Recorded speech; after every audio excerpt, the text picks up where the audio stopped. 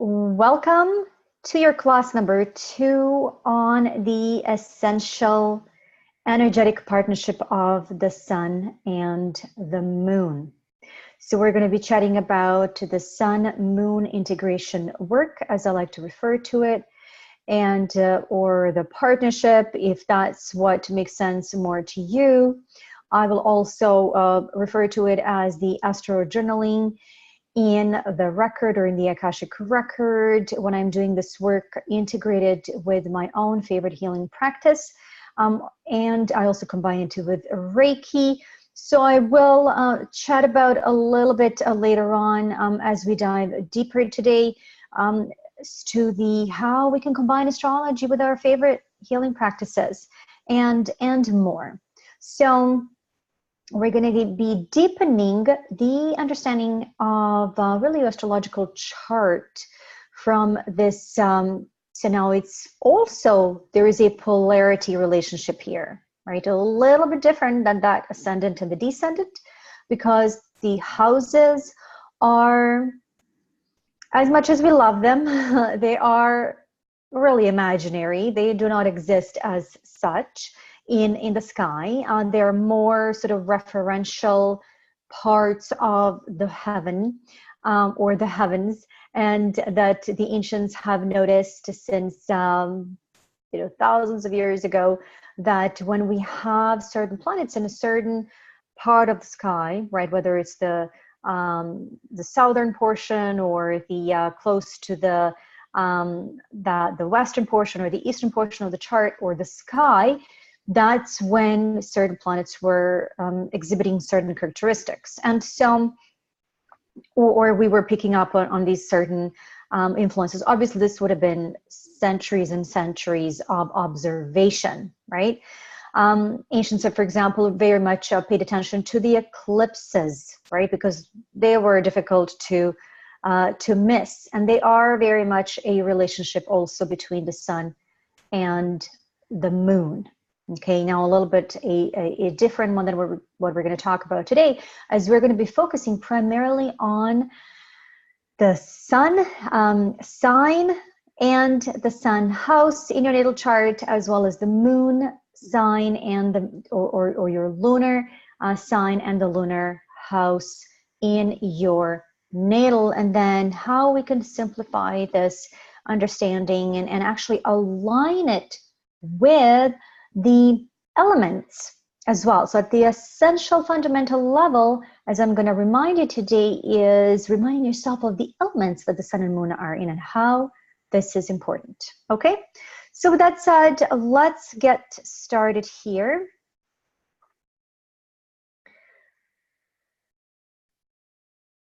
And once again, class number 2, the essential sun and moon energetic partnership.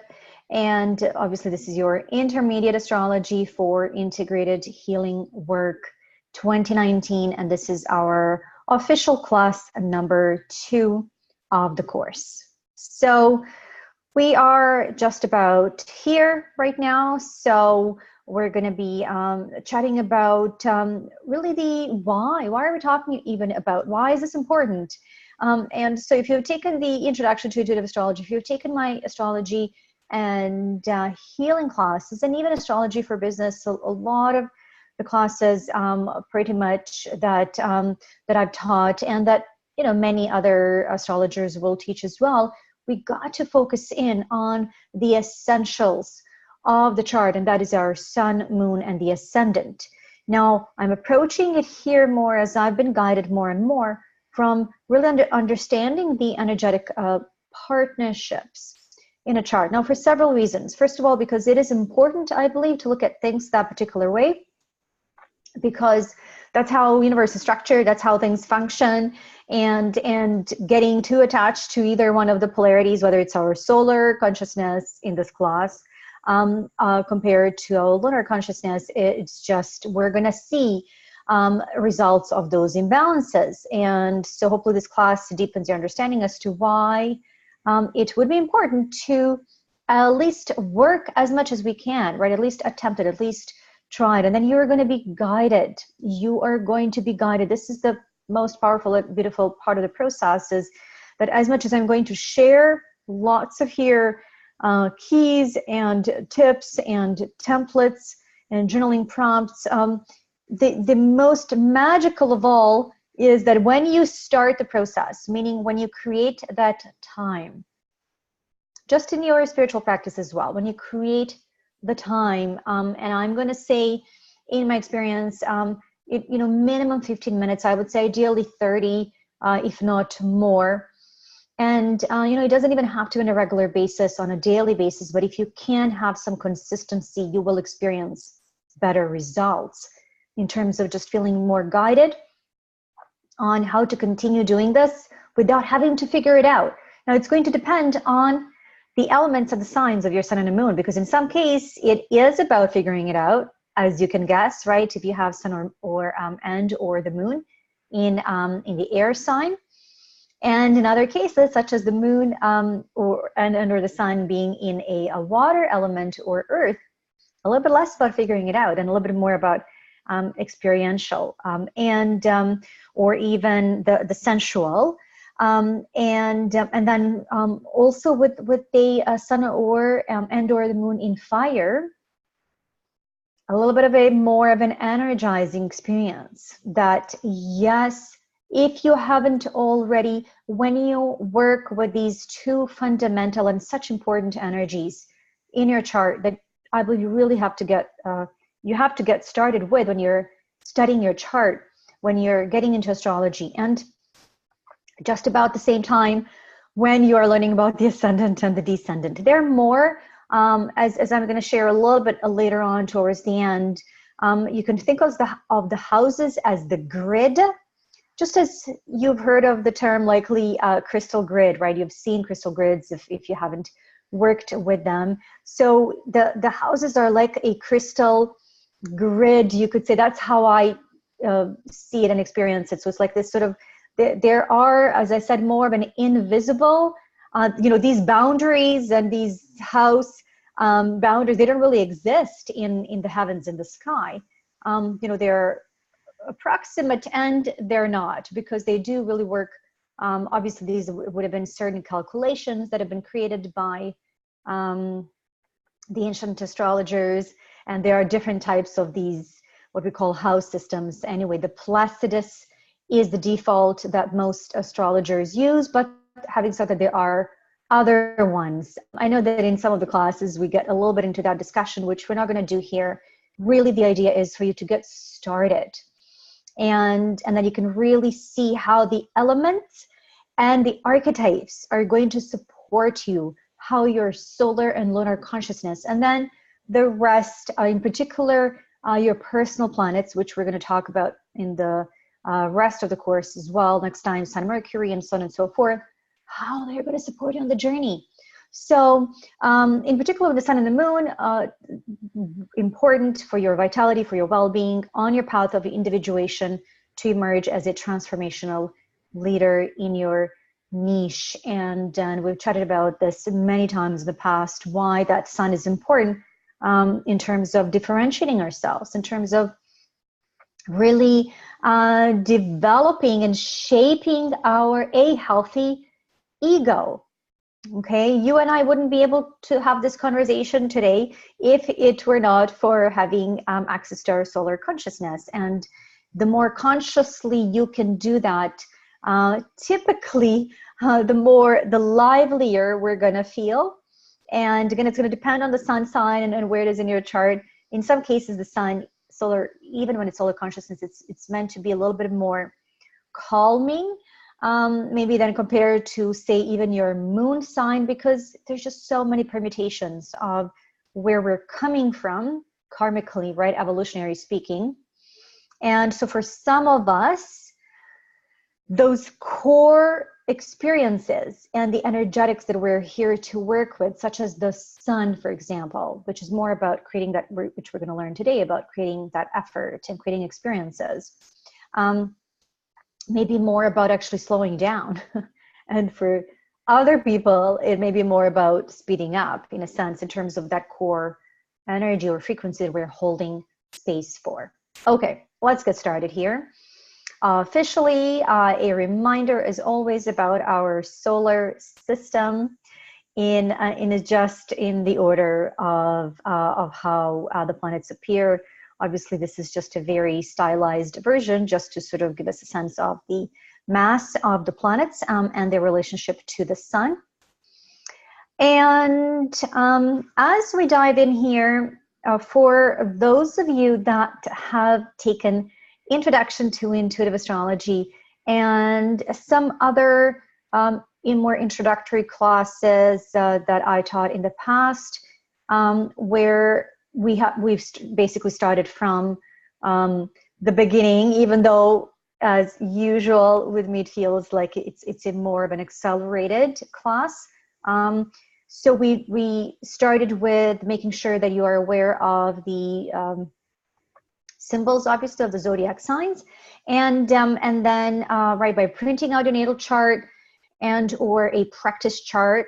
That could be your family member. It could be an example we have here of Angelina Jolie. And so if at this point, we are at the intermediate level, but if you still feel, and there's no shame in that, because as you've heard me say before, this is not about memorizing. This is not about trying to figure this out really hard, because this is going to come with practice. In fact, I want you to start picking up more on, regardless of the level that you're at, which of the archetypes, which of the symbols and the meaning you're starting to get more familiar with and more intimate with, even if you like. Are those representing the symbols of your sun and or the moon? Or, it would be interesting to see if maybe those are some of the other symbols and signs where you don't necessarily have personal planets. Like, I would be really curious to hear about that. So having said that, in the more introductory classes, we said, let's make sure that you write out the names for each of the 12 signs, right? And then even planets, basically the names for the planets, if that is what you need a reminder of, right? Until you learn this basic alphabet of astrology, and it's going to take some time, and that is okay.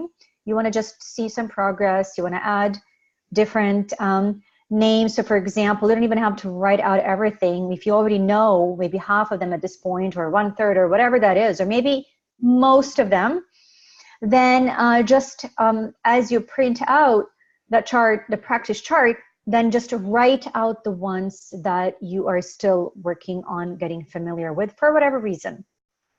And maybe we'll talk about a little bit later on as to how it is interesting that sometimes we may have a little bit of an issue, and if not a resistance in remembering certain symbols, and how that also has a meaning. But anyway, for this particular exercise for today, what I wanted to ask you, regardless of whether you are at an more introduction, or like a beginner to intermediate, or even intermediate to advanced, because I find regardless of how long we've studied astrology or practiced it, and this includes me, by the way, I'm still, after close to 3 decades of studying and couple of decades basically of practicing, and basically almost a decade of teaching, I am still deepening and ever deepening understanding of the archetypes that we're working with, and how,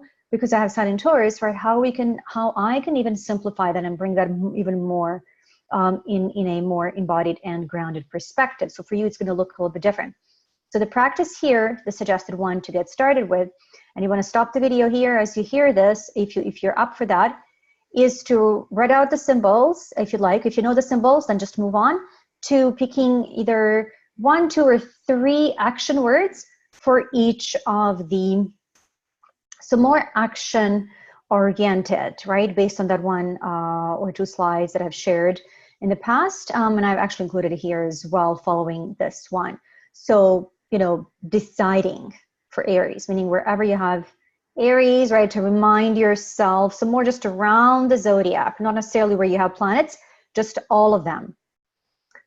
We got to relax in, right? Where we have Pisces, right? It's more about ease and grace and being less self-conscious. Aquarius being more friendly and innovative, right? And so on and so forth.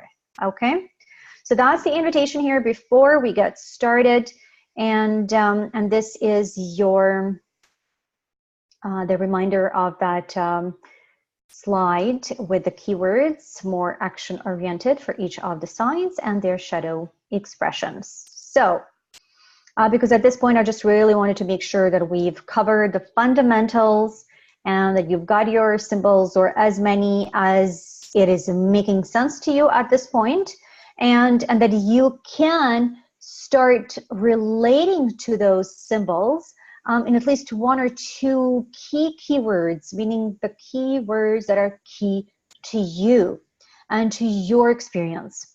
And this may change. You're going to find that as you integrate that particular keyword, and typically would be the one that it's on some level it's relevant to your experience right now, just like taking a vitamin or something like that, or working on a particular practice. And then once you integrate, then all of a sudden you're like, oh yeah, I'm going to work with that keyword for that particular sign.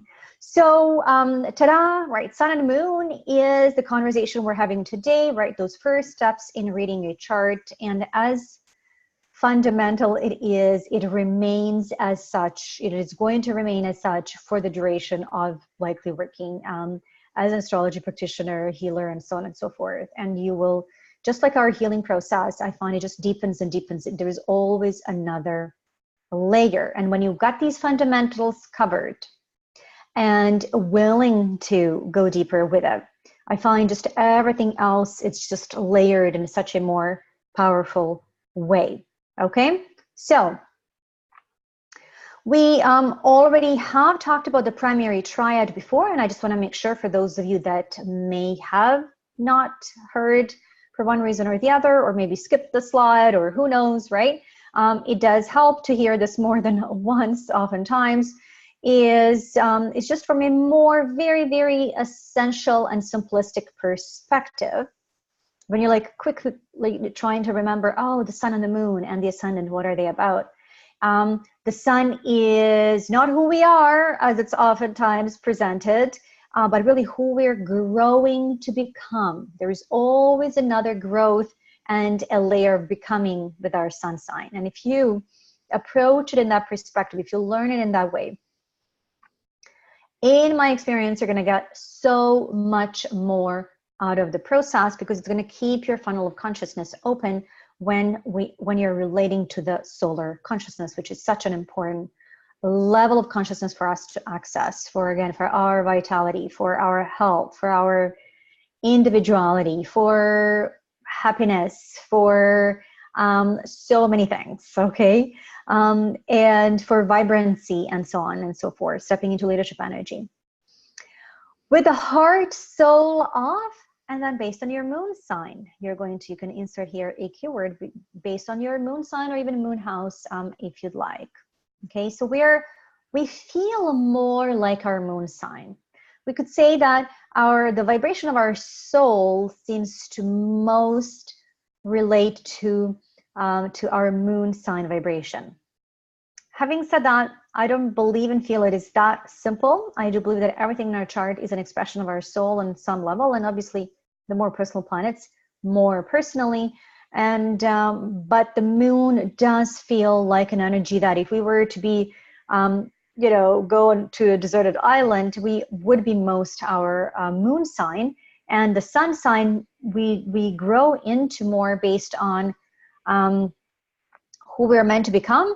And based on obviously the growth opportunities that are also presented in our chart, and on our path, and then based on society as well, and where we are meant to differentiate ourselves and actually be different than our family, and even different than other people. This is why we're talking, this is about leadership, right? Becoming that leader in your niche. So very important, because we see a lot of healers, and I see this in my practice all the time, and I even find this with myself too, right? We love hanging out with the moon, and the poetic and the feeling oriented, and let's just do things because we feel like it. But that's a part of the story. And maybe it's a bit more important because it helps us to connect with the vibration of our soul and the energy of our soul and beyond.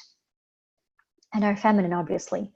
But it's not necessarily the way that it's also going to help us to become a more integrated human being, and then also that it's going to help us to be more differentiated and actually recognizable as the person that we are, and then as the person that we're becoming, and as the totality, actually. Even though a lot of people will that may be more lunar consciousness oriented or even more lunar astrology oriented may maybe in some level depreciate the importance of the sun. And I suggest, I even did that for many years, for different reasons, because it's also, as I learned later on in my life, right, how relevant the sun and the moon is also to really healing our relationship with the masculine and the feminine, including our father and mother image. So there's that part too. But it is, as you grow, as you learn, and I suggest, obviously, as we're going to learn today, how important it is to work with these energies as the archetypes that they are, and how much they actually have to offer to you. So that even if there have been some distortions in terms of your father-mother image and experience of that and relating to that through obviously the the actual lived experience, and we're going to talk more about this in one of the next following classes, right, when we talk about the father and mother image and then the inner child as well. It is just so much is offered to us here to actually come back to a more like a place of origin and a place of really homecoming, coming back to ourselves rather than trying to look like other people or sound like other people or feel like other people, whether it's our family, whether it's our siblings, whether it's people in our industry, our leaders, mentors, whomever that is. Okay. So, and then who needs to show up more, be more relatable, focused, effective and then you want to insert your ascendant rising sign keyword. And we've deepened that last time. Hopefully that landed for you. Okay. So we need to show up more. So the ascendant gives us even more relatability to actually, because the solar consciousness is huge. It's unthinkable to us, right? Even compared to the planet Earth, or Earth compared to the sun. And yet we need both really for our well-being here. And then also obviously compared to our being human as well, right, compared to the sun. So it is the ascendant or the rising sign helps us to now even focus more, even though we talk about focusing with the sun as well. Okay, but the sun, you can think of it more as that sort of energy that really fills up, when I talk about that grid, and I'll talk about that a little bit later on as well. So the grid, like the different play fields, like those 12 fields of experience, right?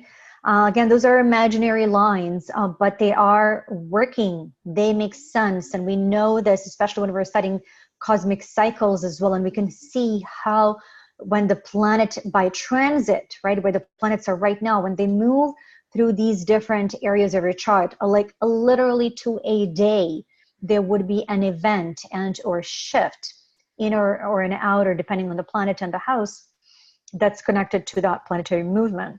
So it's just a little bit easier to actually experience that in that particular way. But you got to understand this in your own chart. So there may seem to be a similarity between the sun and the ascendant. So don't get confused with that. Just work with it to the best of your understanding, step by step. Once again, the ascendant is that part of that, the starting part of the grid, if you like, right? Connected with our embodiment, because it's the first house. It's connected with that intention for coming here, more specific, more grounded, and regardless of the sign that it is in, and something very relevant in terms of our path, in terms of how we need to show up to be, once again, relatable, right? Because as we talked last time, they're very connected with that as part of the relationship axis. Now the sun is a bigger picture. It really is the energetic. The the rising sign and all the houses is more like the markers. They're more like the markers and the color markers, if you like, as well, in terms of these 12 colors or the energies that the whole creation is made of. And then we actually, they're part of our design as well. So it just helps us to know where, in what area of our life, we gotta be making the particular energy more aligned with how we function. And then again, the sun, the moon, as we're gonna learn, they're like the mood and the energy and all of the stuff that actually, we call them the actors, the players, right? That represent different aspects of our actual psyche, of ourself, okay? So the sun is more, just a more energized aspect of you, typically in all cases, even if it's sun in Pisces, okay? That's a little bit more subdued, but it is, yes, of course, it's going to have different flavors and different energies depending on the sign that the sun is in. But whenever we're talking about solar consciousness, we're talking about aliveness, okay? Aliveness and coming to life and really bringing more of that vibrancy. And then in this, what is a strategy in particular way that sun sign is meant to come through to the best of our ability, knowing that it's also going to depend on our moon sign, right? So it's never going to be like a pure expression of that archetype. It's not meant to be. It's meant to be like an alchemy or like a soup or like a mix, right? An integration of how you do your, Leo sun and, moon in Aquarius or, whatever that may be. So this is where you make it your own, okay? So, we've looked at Dalai Lama's chart many times in the past. And so a reminder how much, right, for Dalai Lama, when we look at his chart and his Cancer rising, which we've talked about before as well in terms of the ascendant and the descendant. And then also the sun sign that just happens to be in the first house because he was born basically with the rising sun, basically in the morning. And so it is true that anybody who's born around that 4 or 5 a.m. in the morning, depending on the time of the year, the sun is going to be generally here rising either in the in the first house. It could be in the 12th as well, but there will be obviously many other combinations of the sign that it is in. So as it just so happens, right, we say Cancer was rising on the eastern horizon when Dalai Lama was born. So don't worry about the astronomical elements for right now. Just if you tune into the energetics of this, if you like, and if you have a planet and or an angle in Cancer, then you know that this is what you're invited in. Can you feel how there's more of that fluidity? It's almost like it's just, it's more difficult to move fast through that energetically compared to, let's say, when we were talking about Gemini, which is more about like chatty, fast energy, right? Fast movement. In Cancer now, it's like more fluidity, being like water, as Bruce Lee would say, or in one of his videos. So, but it's also connected with caring, compassion, nurturing, right? And then he's got Moon in Virgo, connected with modesty, high service, efficiency, and it's in the third house of the mind. And the sun in the first is very, very much adding that Leo quality as the natural ruler of the sun to Dalai Lama's Cancer rising. Okay, so I'm just going to leave it at that for now. And this is just a reminder here of some of the quotes that Dalai Lama uses, right, where it very, very much expresses this sun in Cancer. So we talk about astrology and healing, which we're not going to get into detail here, but I will have in one of the following classes in this course also the correlation between the planets and the parts of the body. So just a tidbit of that, what we call medical astrology. So some of you may know that the sun rules heart in our body and other things as well. And so it's very, very much connected with that heart, how open-hearted we are, basically, and really how do we really relate once again to that very a vital energy, or really, if you like, a life force, and really life. And but it's that particular expression of life that we are becoming. Okay, so it's like the portion of the, if you like, the source energy that is most vibrant. Okay, and that obviously, yes, we can, if that helps, when you think about the sun as the planet, right, in terms of its function, in terms of the sun rays, and in terms of its infinity, and in terms of how, at the same time, sun doesn't have necessarily an agenda, right, and how it just shines on everybody, and it's our responsibility to either protect ourselves from it if that's what we choose. Okay, and that's going to may depend on the sun sign, and or being open to that energy as well. So warm-heartedness is a key factor for healthy individuals, healthy families, and healthy communities. How interesting, right? That Dalai Lama emphasizes both warm-heartedness and healthiness, right? Health in one sentence. This is your sun, moon, sun in Cancer and moon in Virgo. So you can see that right there. Then he also talks about his healthy mind. Of course, Virgo in the third. Third is the mind. Scientists say that a healthy mind is a major factor for a healthy body. He says scientists say, but obviously he is mentioning that because he believes in that and he knows that to be true. So he says, if you're serious about your health, think and take most concern for your peace of mind. That's very, very important. So now, where are we getting the peace element? Well, that's Venus in part. Now that Venus in Leo, that's an interesting pacifying element, which is actually, again, more lively and more about laughter, right?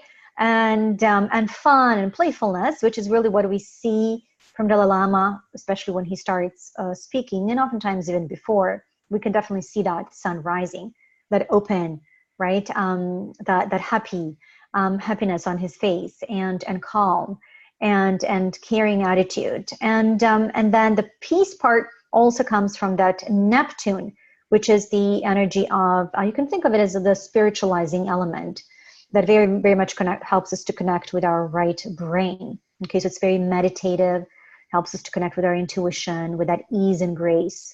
So he has that moon combined with Neptune. Okay, so when you connect with that energetically or intuitively, you may start getting a sense of that. It literally slows down our chit-chat process, really, or the inner mind. So that's basically what that does for Dalai Lama, that moon and Neptune in the third.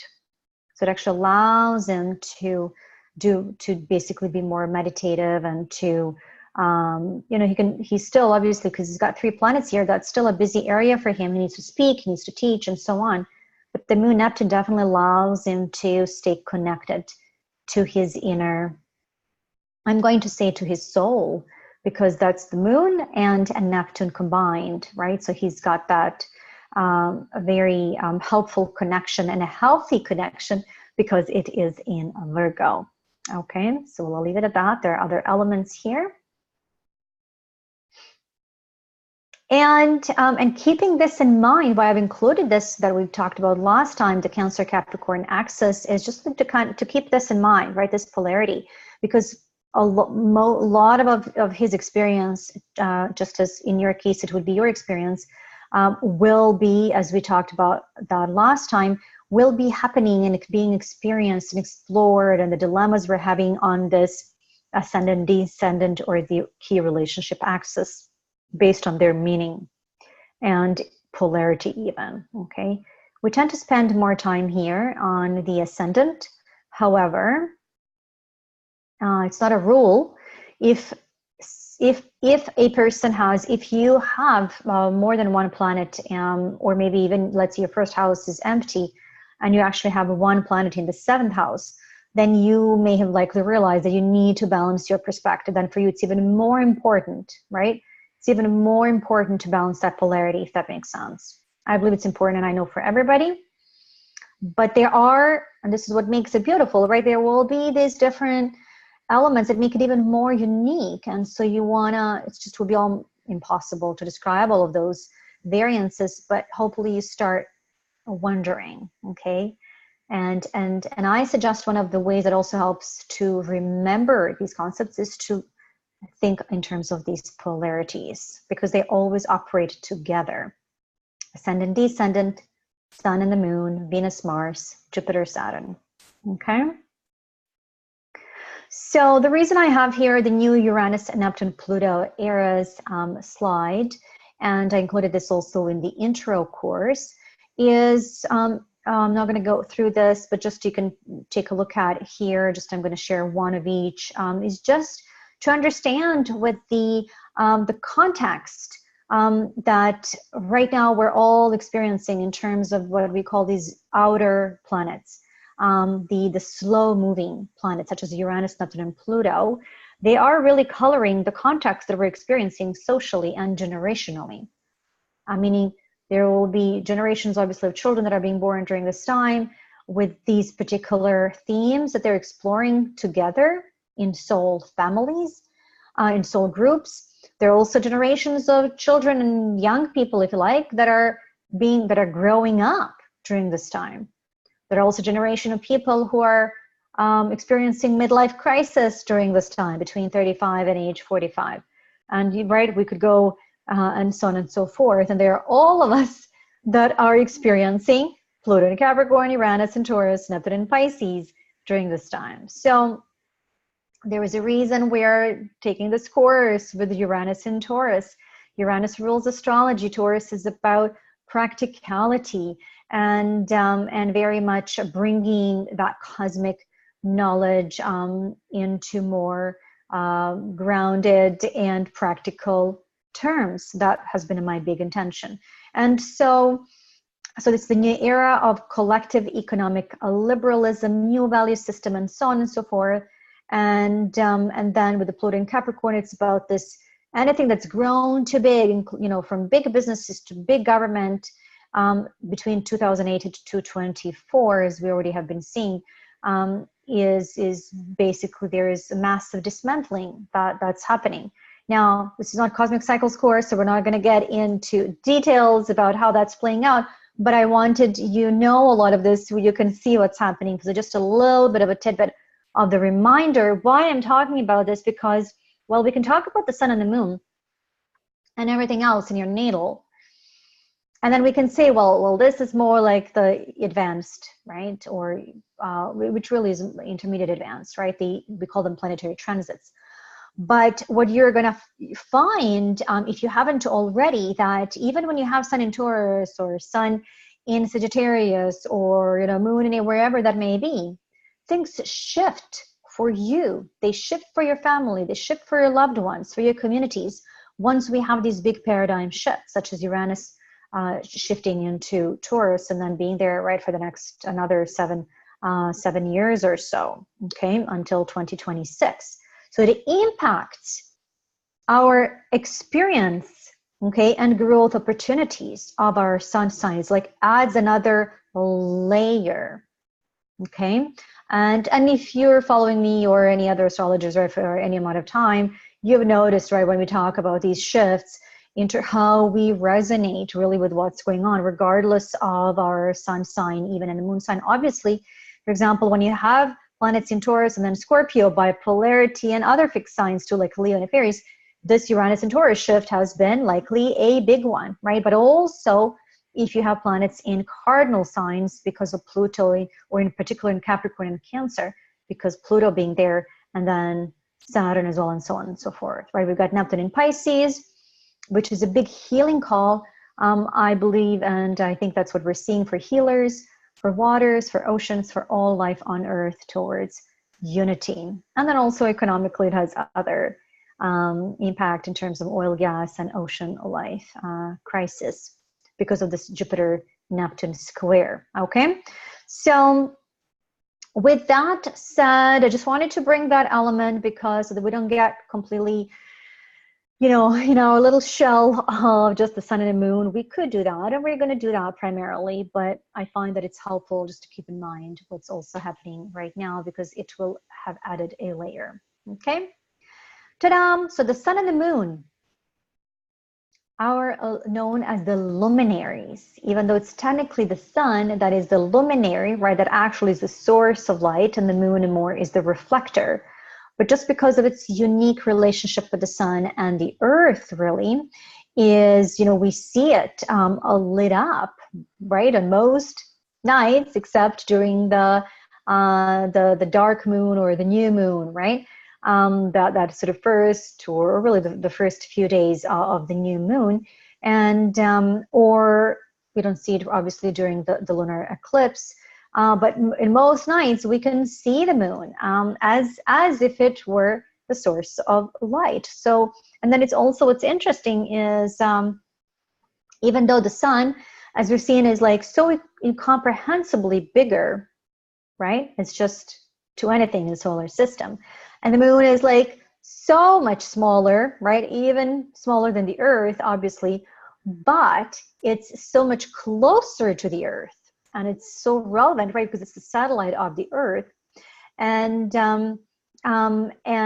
and on the other hand, we have the sun that's, right, we're so much further from the sun, but it's so much bigger. So as it so happens, and there are no coincidences, there are no accidents, basically, right? In terms of when we look in that sky in the morning, during the day, or at night, what are the chances that the sun and the moon will appear to be almost exact size, right? I mean, when you think about all the other astronomical details.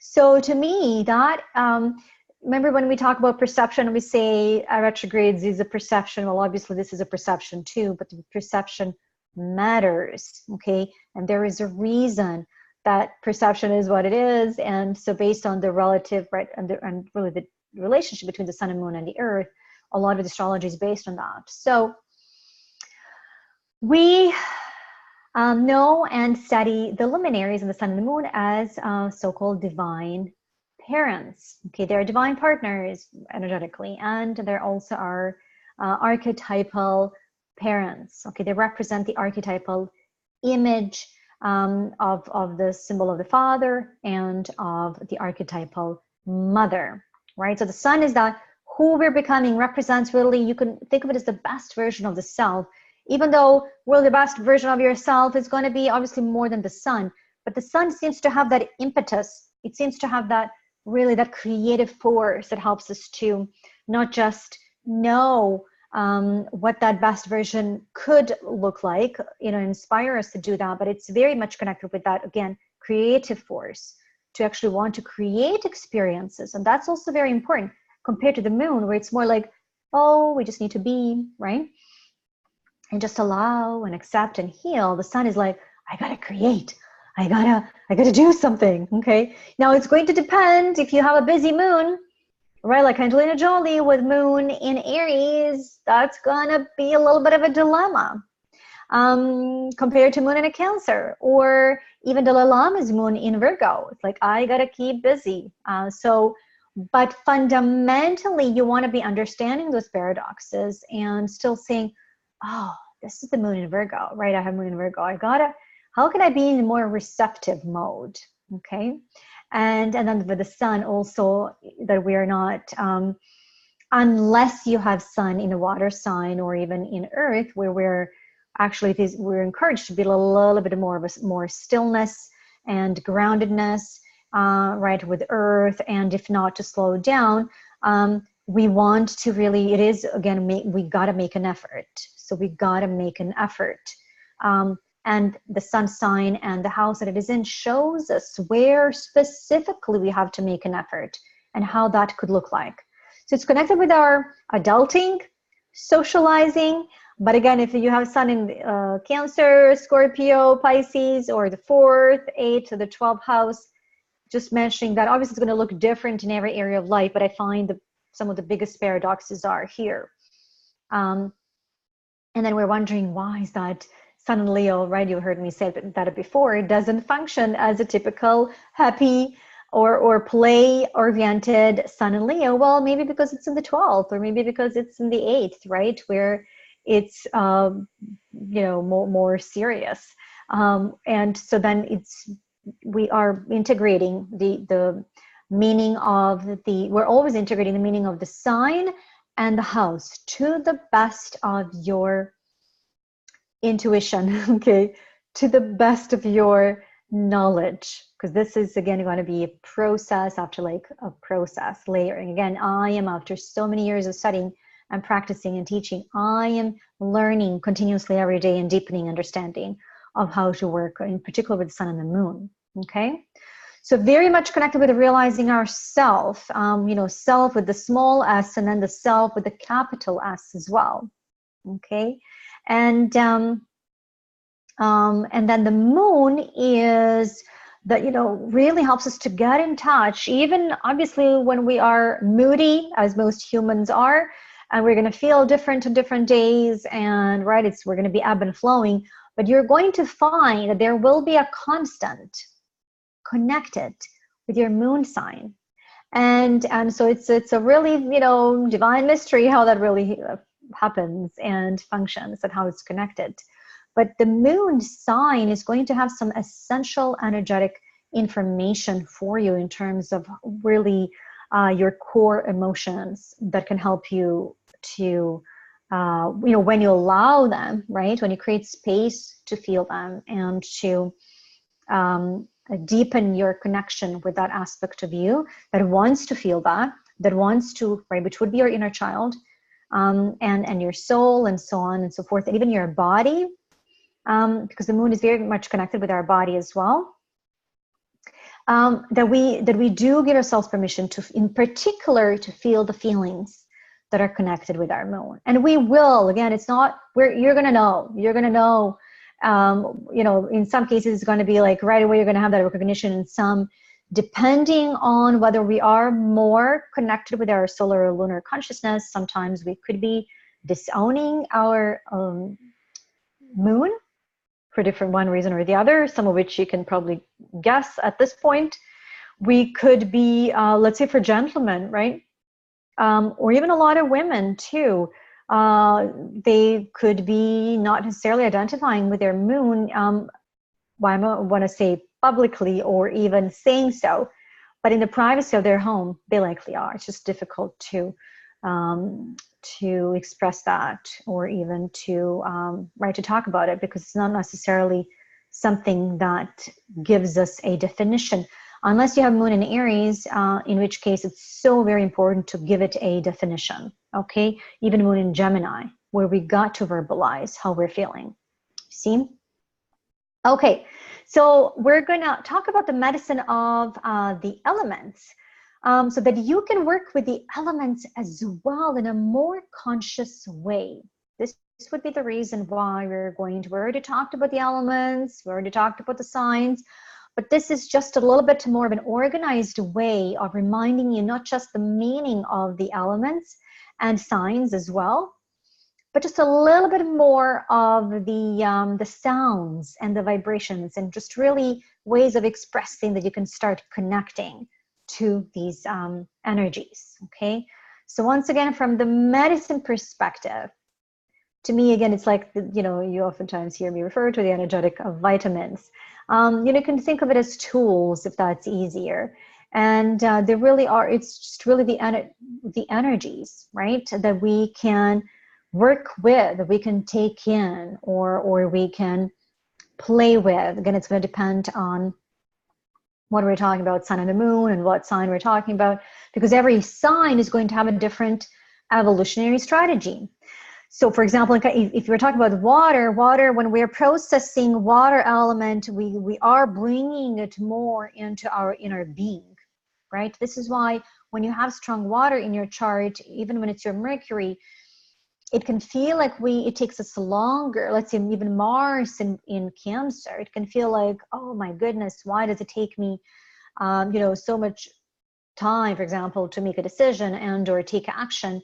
But once you understand that when you have a planet in a water sign, while it can feel like it's slower, obviously it's going to be slower than, say, a planet in a Gemini or Aries, or water, rather air and fire for that matter. But it's meant to be that way, because when you actually give it the permission to be what it's meant to be, you're going to see what a benefit it has for you, right? So because what it's meant to really help you to align in a deeper way. So then when you make that decision with Mars in Cancer, or even Mercury in Cancer or Pisces or even Scorpio, then you know that you've done your inner work in order to take action from that more aligned place, compared to Mars in Aries or Mercury in Aries, which is more reactive in that sense. Okay, so, and who is to say that one is better than the other? So the house is where we need to take the medicine and or provide it with the sun. The sign is how, right, we need to take the medicine, and the aspects which we're just starting to talk a little bit about is how also we can do that, how we take the medicine and with what, right? So if we have 2 planets that are like for Dalai Lama with that moon Neptune, take the moon medicine, right? To be healthy, right? With which moon is about emotional health, which he talks about all the time. And with some meditation, right? With the spiritual, basically with the spiritual element, with becoming more still. So it can be just as literal as that. I find it's fun. So when you look at it from as a perspective of the medicine, rather than just some very, very, concept that is not as, that we're not familiar with, because we're continually working with elements. It's just, we want to bring more consciousness to it.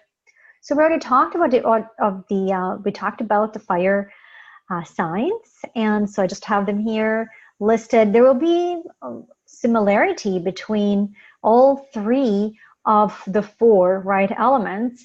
And so with the fire element, we've got passion, heat, excitement, courage, confidence, enthusiasm. So now in terms of the vibrational tones and sounds, just so that you can start recognizing this, that's energizing.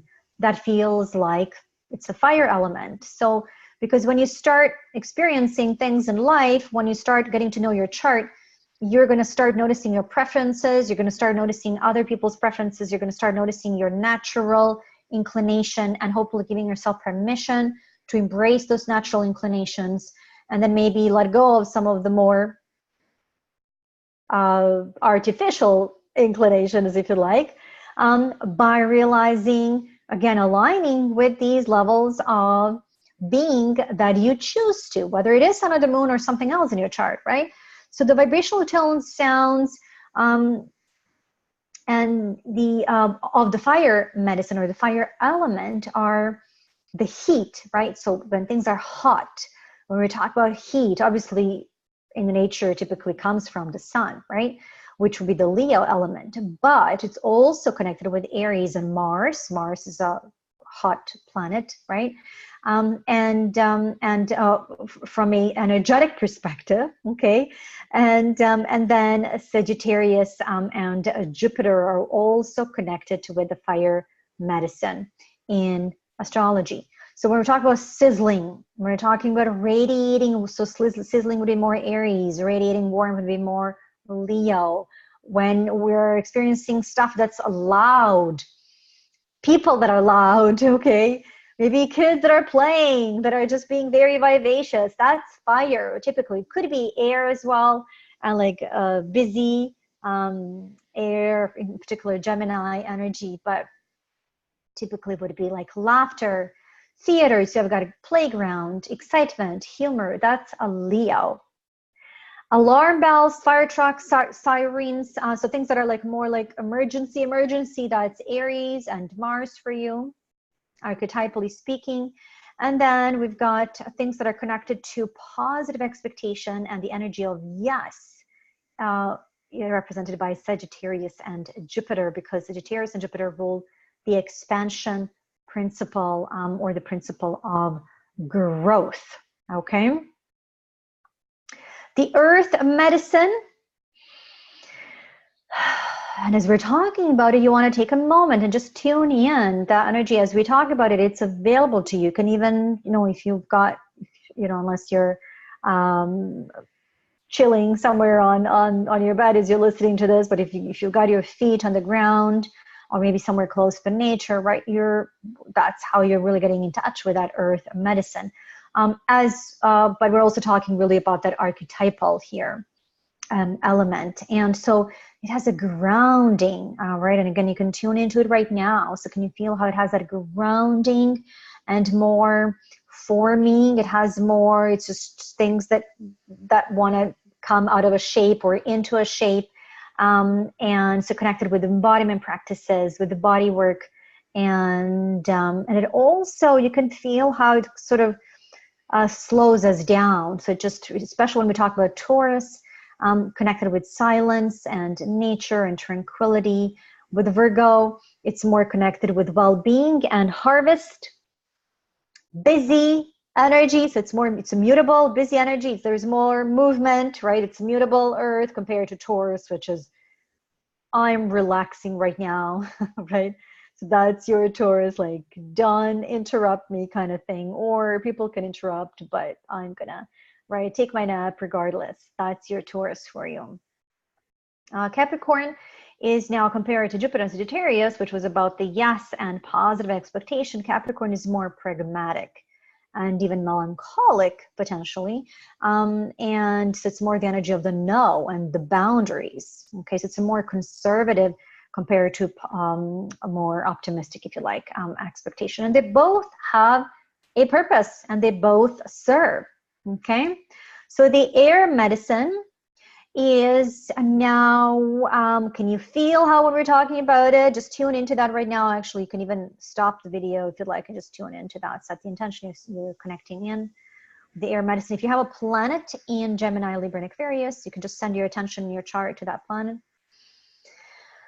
And you can see how the energy it's just easier to speak, easier to express ourselves. But then oftentimes there's just a lot of information that's coming through when we're connecting with either our Mercury, and then in particular if that Mercury is in a more logical sign, such as Gemini, Libra, Aquarius, or you may have Moon there as well. Then for you, it's easier to express yourself, you express your emotions in that particular way, although it also says you need to allow that even more. And obviously when you have Sun in Gemini, Libra, and Aquarius, then gotta make more effort to be social, okay? It's not a given. People will oftentimes say, oh, Sun in Gemini, you gotta be, right, busy and great communication and so on and so forth. Or, by the way, or Sun in the third. But we gotta make effort. If you have Sun in the third or Gemini, you actually have to make effort to be more coherent, to engage, to even listen more actively. So Gemini is more connected with the buzz of the busy urban noise, the city, phone, email, text, messenger. That's all Mercury, and in particular Gemini stuff. Social media is part Gemini, part Libra from a relationship perspective, and also part Aquarius, especially if you're joining a group in social media, and obviously real life as well, okay? So Libra compared to Gemini now is more, it's also about connection, but now it's more about a relationship building. And it's also about having a static response. And Aquarius, about technology, electricity, light and light technology, and what we call the eureka, or if you like, Einstein effect. Like when we, oh my God, I have an idea, okay? That can be Gemini, but it can also be Aquarius if it's something that's really outside the box in that moment. That's your Aquarius awakening, or Uranus, okay? And the water medicine. So it's like whoosh, like diving into water, right? Like literally, like, okay, swimming deep, right? Literally into the water, or the water of our emotional body or our emotional world. So the vibrational tones and sounds are connected with the water sounds, and also more soothing and cooling energy. So it's more, so it's the fluid, obviously more fertile energy. And now what's interesting between, say, Cancer, Scorpio, and Pisces, and we already talked about these keywords, but in terms of the different sounds that I find interesting just to distinguish. And by the way, part of this is also to help you to start distinguishing the difference between let's say Cancer and Scorpio, and how they're different as water element and water medicine, if you so would like to work with it is the Cancer is more of that sort of placid lake, or if you like, more of a water fountain. So it's more quieter, more, or like a womb. Womb sounds is very Cancer and Moon, or even stillness. So it's like a very softer expression of water compared to Scorpio, which is more like a swoosh of a river. Like it has a more of intensity. And also that, you know, like more dark or intense sounds, deep, right, and intriguing would be Scorpio and Pluto. And then Pisces is more ocean and more like a bigger, right? It's about unity consciousness. So it's about this all-embracing, really, really usually big bodies of water, typically ocean water. But in my experience, when people have strong Pisces in their chart, they will like water, period. From bathing to, you know, showers to just water. Similar with Cancer and Scorpio as well. But I think with Pisces, it's because it's also ruled by Jupiter. It's like, they need more relaxation, or maybe you need more relaxation with that strong Pisces, and more ocean, for example, and beach, and so on and so forth. And it's also connected with meditative and celestial sounds.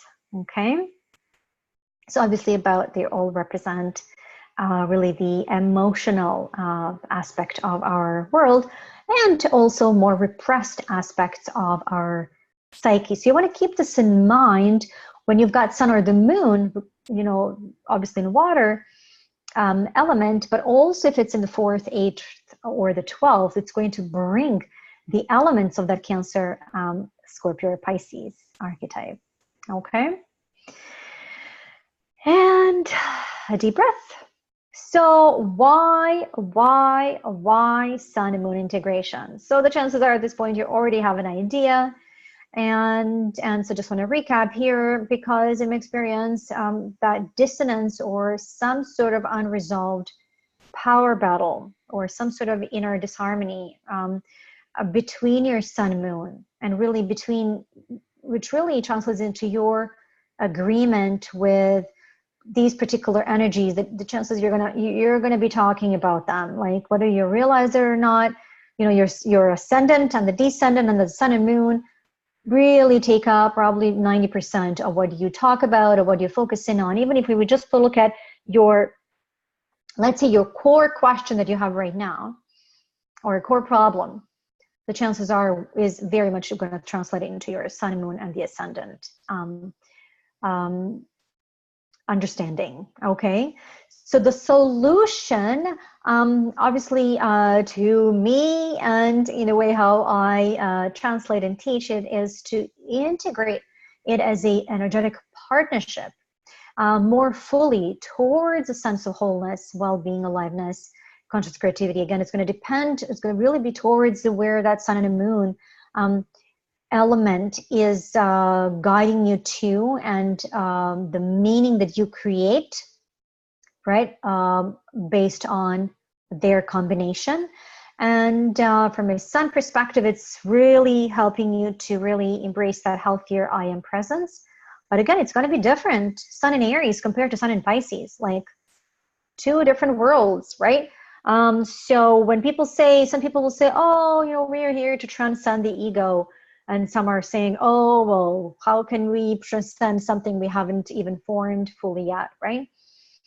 While we can sit here and argue whether one or the other is right, the chances are they both may be right based on their own experience of what it's meant to be. So if somebody with Sun in Pisces, they are meant to actually transcend and soften their attachment with their ego, right? With their solar consciousness.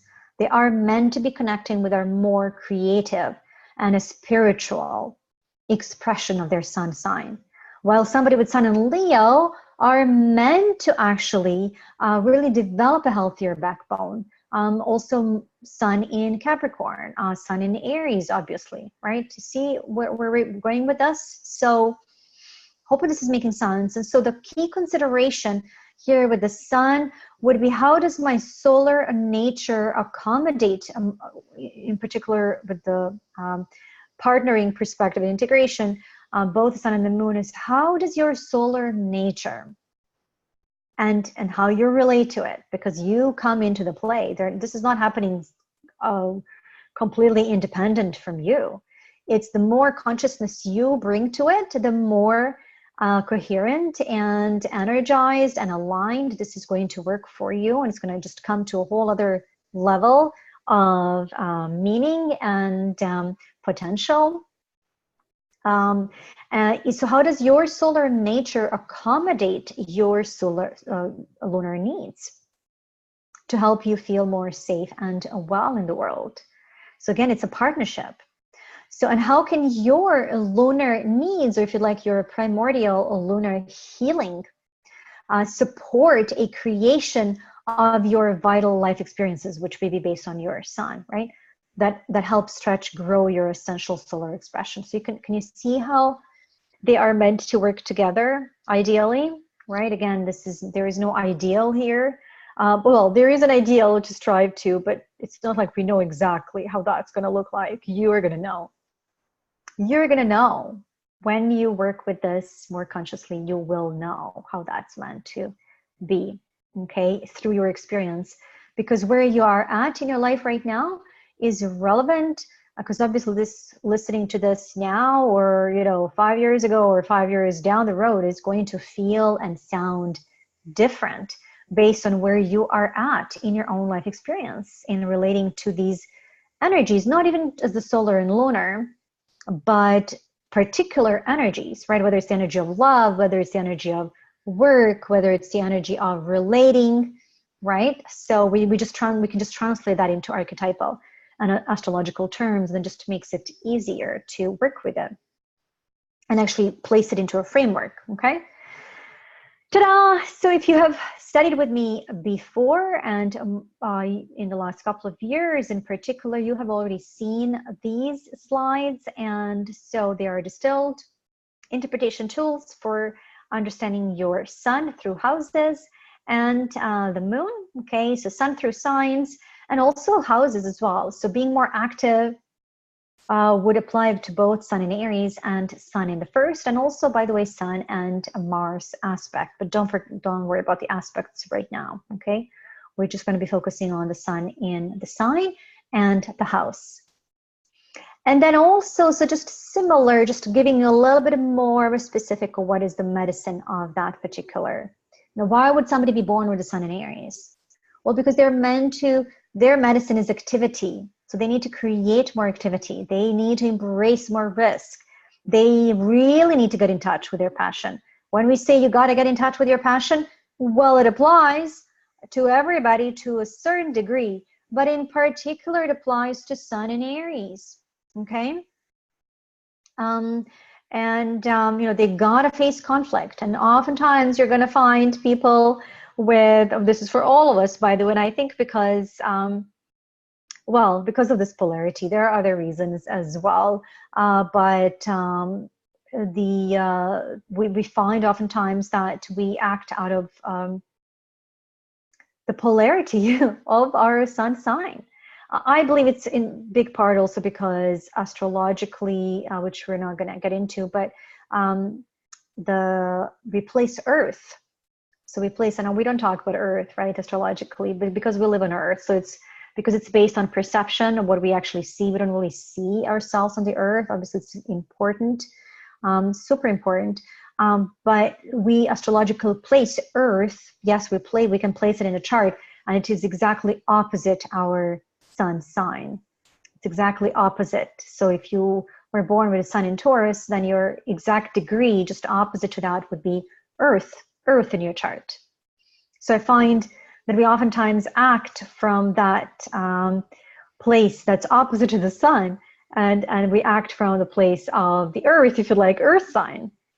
Now, we're typically don't study that because it can get a little tricky, because it's like, oh, aren't we supposed to act from, well, we are, and we do actually.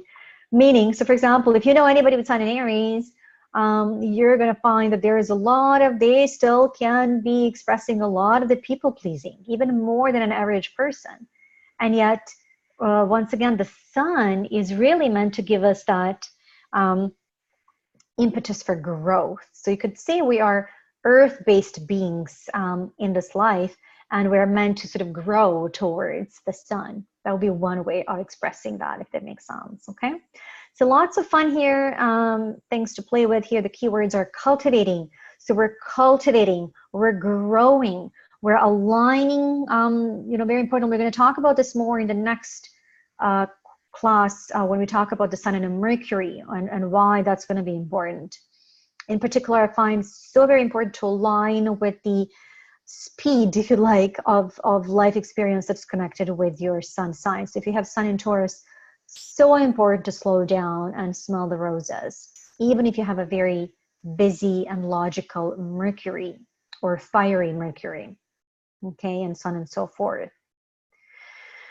With the moon, now it's more about allowing and healing. So now we're not so much, it wouldn't be it doesn't need to be about us providing and creating and going out there out of our way to, basically be something that we are not already, because we already are. Probably the energy that we are, that's one of the energies rather, that's we are the most, I believe, would be the moon, and then the fourth house, and then the south node, okay? They're most connected with our past self, and even the 12th house to a degree, but the moon, south node, and the fourth house, which we're not going to get into, but moon basically rules, is the natural ruler of the fourth house. So there, if anything, we may have, based on our upbringing, based on how people that we've learned from have related to certain energies, for example, as moms or nurturers or as guardians, even as coaches and healers, it's just a natural thing that we tend to actually, interestingly enough, we tend to nurture other people based on our own moon, which really needs to, we ideally need to be nurturing other people based on their own moon. But of course, we don't always know that. When we do, it's helpful, because then we can sort of shift out of, our own way, basically, or putting ourselves in the way, right, of nurturing somebody else, because then, it could be like an indirect way of meeting our own needs, which is not always helpful, especially when we are meant to be the provider, okay? So this can get especially tricky in parent-child relationships, and this is why it's so helpful for parents to know their kids' moon sign, to know their own moon sign, to also see how you can have several children with different moon signs. It's the same parent, but there is a particular energy that's connected with the child's inner mother expectation that's inborn, by the way, that in some ways picking up on the actual biological mother or guardian's nurturing energy. So based on our own needs, right? Because that's what we need to be experiencing. So different here, you can think of it as the core things that it's like what I need. So you want to be practicing that based on your moon sign, and very, very connected with what is essential for you to heal. Okay. Another slide on the medicine of your moon, just sort of more like a conversation opener with yourself or even your loved ones or even your clients. So because for some people that may have just not been allowed or felt they were not allowed to talk about their needs, a lot of people are still, even ourselves, right, learning how to give ourselves the permission to embrace more about lunar consciousness. It is not always an easy thing to talk about, and typically people will express their moon in more private ways with people that they love, and perhaps that's meant to be in most cases. However, when you have the moon in a more extroverted sign, such as fire or air, it is going to function differently. Or when it's in a more visible part of the chart, right? So such as for Angelina Jolie, or a lot of actors will have that moon, poets, again, healers, right? It's a very important function of being connected with that capacity to hold space. It actually gives us that important capacity and function to have. That is to, of course, it's connected with our intuition, with the ability to connect with the imagery in our, that we actually translate from our soul language, basically translate our soul languages into, well, it's going to depend, right?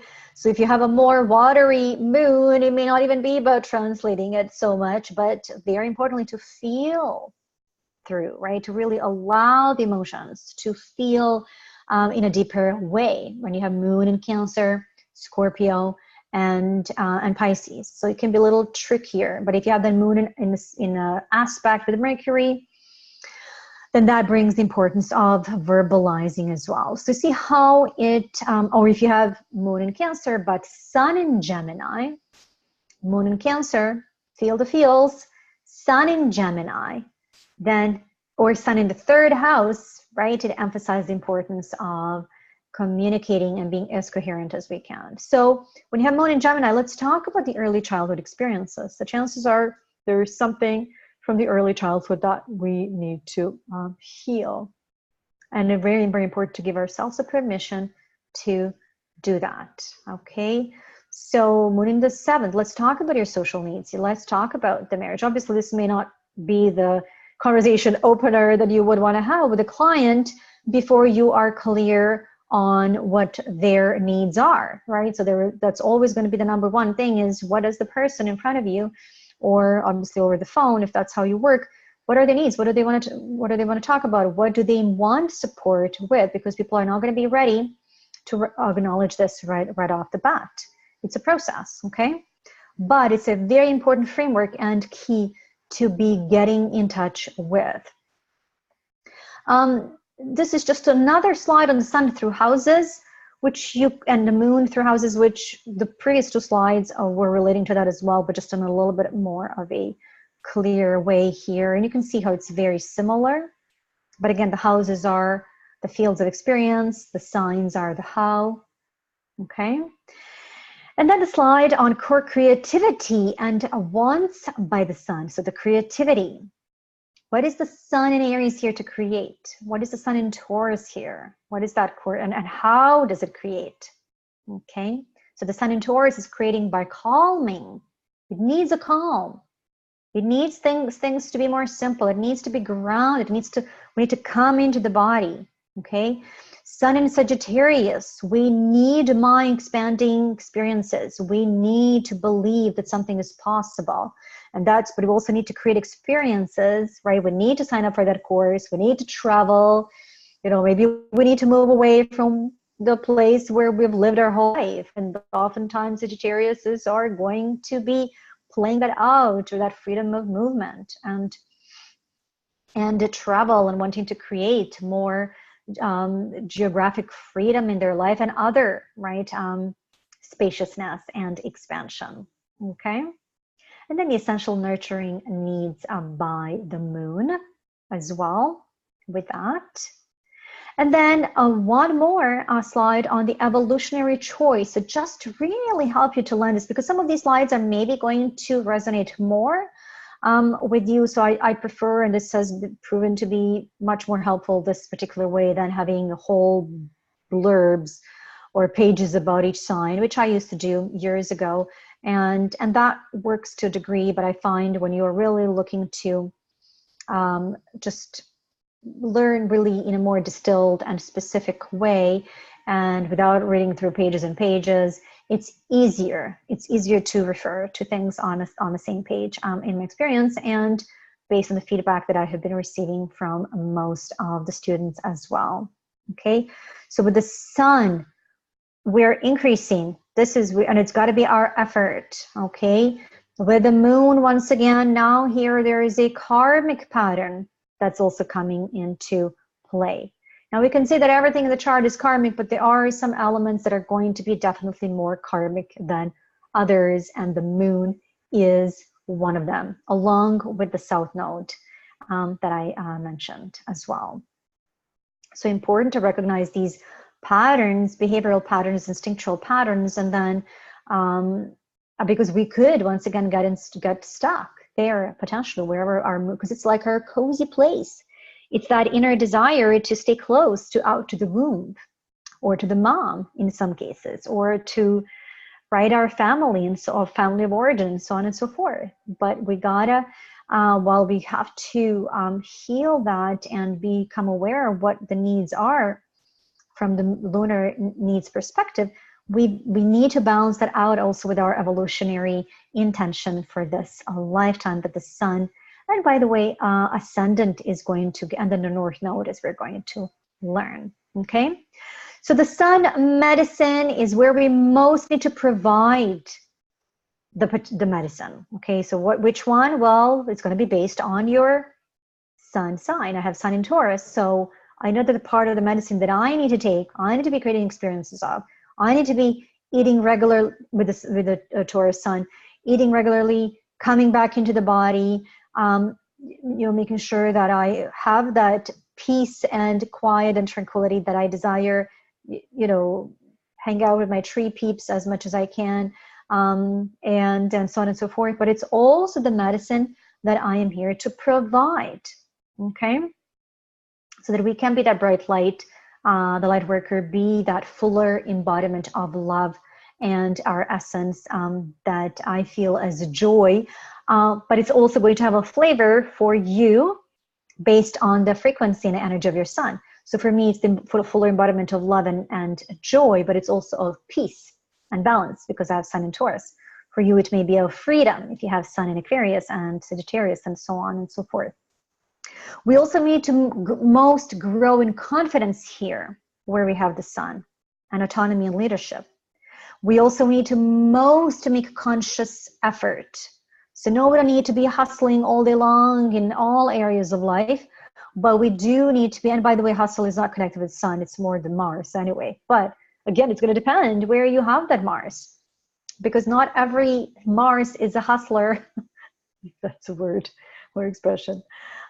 So where you most need to make conscious effort, okay, and reach out to the world, right? Be social, but again, in alignment with the strategy of your sun sign, and where and how we can most confidently realize our unique self, growing in individuality. Basically, the energy of your sun and the house that it is in is most going to give you some key pointers in terms of how you can differentiate yourself as the leader you're meant to be in your niche and or your industry, even in your family, okay? In your group, meaning whatever group we put you in, if it's some sort of team or some sort of organization, you are going to differentiate yourself based on the sun sign. So if we had, let's say, 12 different signs in a group, the Tauruses are more likely to take care of the people, the peace and basically food, for example, and the essential needs. And in terms of differentiation, now, of course, we tend to nurture others based on our moon as well.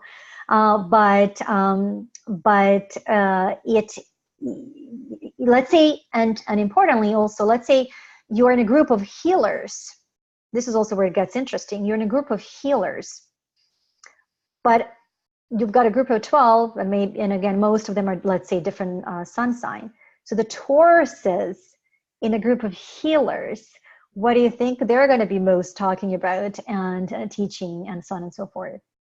Well, the Tauruses are more likely to be talking about money and embodiment and prosperity and so on and so forth, and practicality.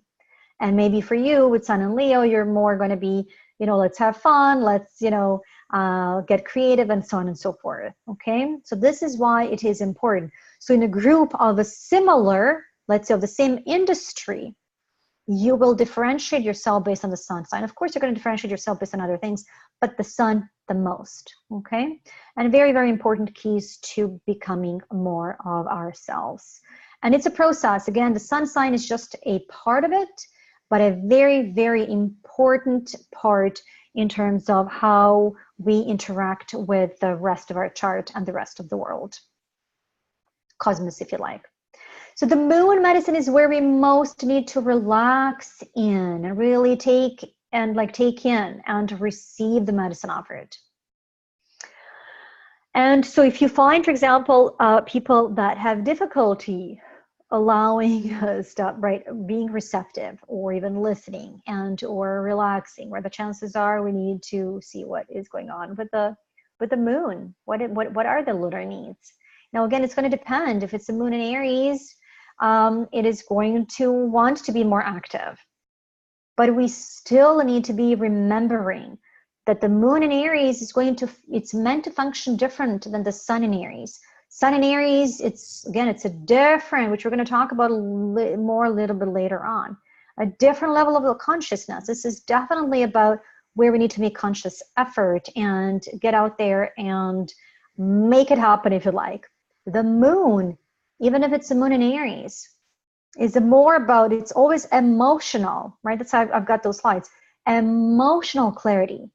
Still more allowing and receiving and healing, but in alignment with the medicine of the element and the sign. So I hope that that's making sense, okay?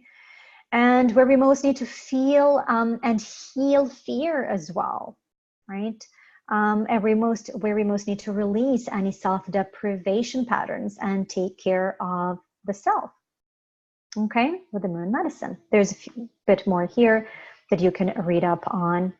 And now I've got some slides for you and templates as always. So once again, if you've taken the intro course and you've seen these slides before, if you haven't, and if you have, by the way, and if you haven't completed the exercises, I highly, highly recommend to do that this time, okay? And if you have, I am still going to recommend that you complete the exercise now. Let's say if you maybe last time you allowed yourself half an hour, I'm going to suggest, if you can, to give yourself an hour this time to go through these, okay? So nurturing my essential lunar needs, the essential of all the essentials in your chart. We talked about the importance of the ascendant and the descendant. That's like the anchors and where we can say, you know, get started there. Because most people, it's going to be easier actually to relate to their ascendant than even their moon. But once you get in touch with the moon, it's then going to become like, oh my goodness, of course, I can see how I'm relating to it. I can see how I'm most that. If I had to pick one of the 12 energies, okay? So your core lunar healing path. So if I had to simplify, that would be the self-care. It's more than a self-care, but it, you know, that's just how it feels. There are some prompts here to work with to get to your moon medicine. So it is now safe for me to receive, heal, feel, right, to be. And I'm now safely expressing my daily need for. This is very important. So I'm now safely expressing my daily need for. Okay. How can I feel better and more safe to be me? I feel safe and comforted when. So then you're going to work with your, just to the best of your ability, combine the sun, the moon's sign and house meaning. How do I know what I need? Sometimes like, I don't know what I need. This is a difficult exercise, right? If we're like so used to identifying with our sun.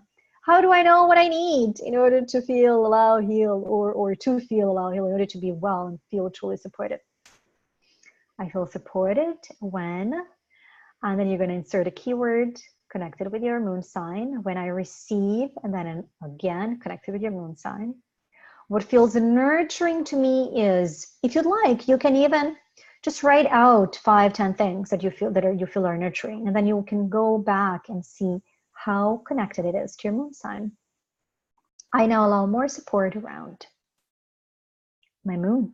Okay, I'm ready to accept that my inner being needs more of for my emotional fulfillment. Okay, very, very, very important. Very important. I still do, and even more now than ever. And continually getting so much out of it. And I feel better, I do better, I work better, I just feel much more fulfilled and more productive, and so on and so forth, as I do more of this work. And I'm so very excited to share it with you. On the other hand, to discovering my solar expression based on your sun sign. So where I most need to make creative, conscious effort to increase my vitality, joy, and happiness.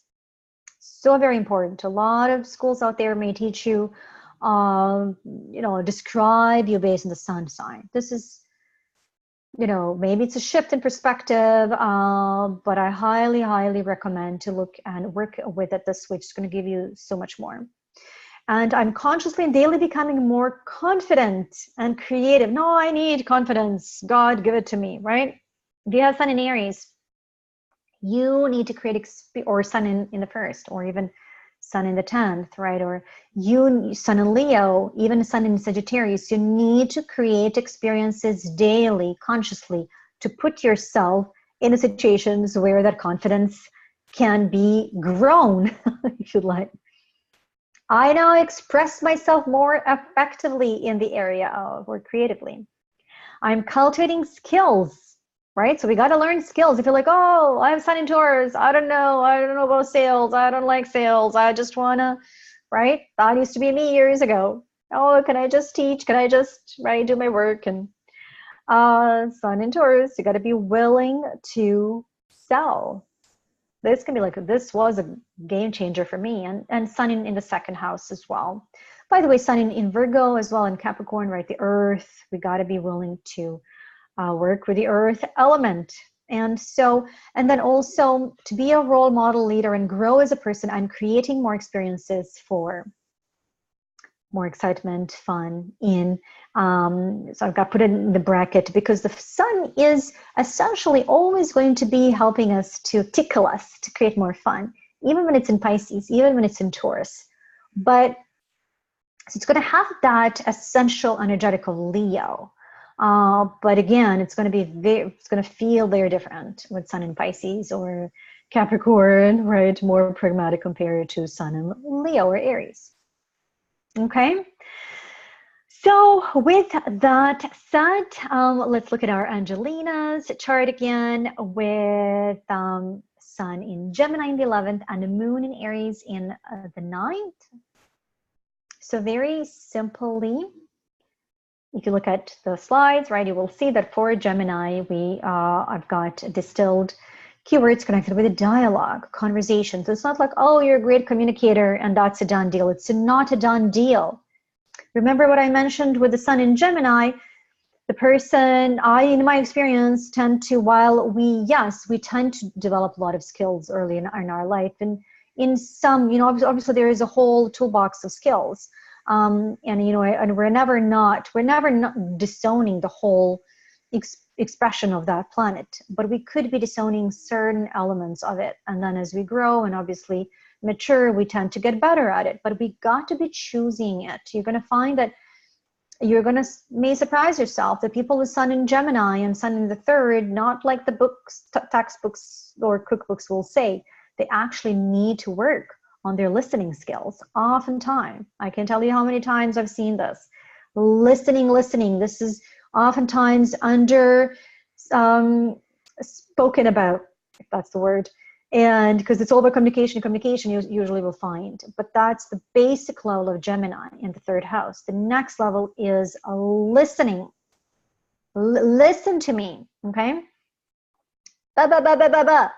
Pay attention. Ba, ba, ba, ba, ba. Right? So the 3rd level, which we're going to explore more in other classes. I may have something when we talk about the shadow as well, in terms of these different levels of expression.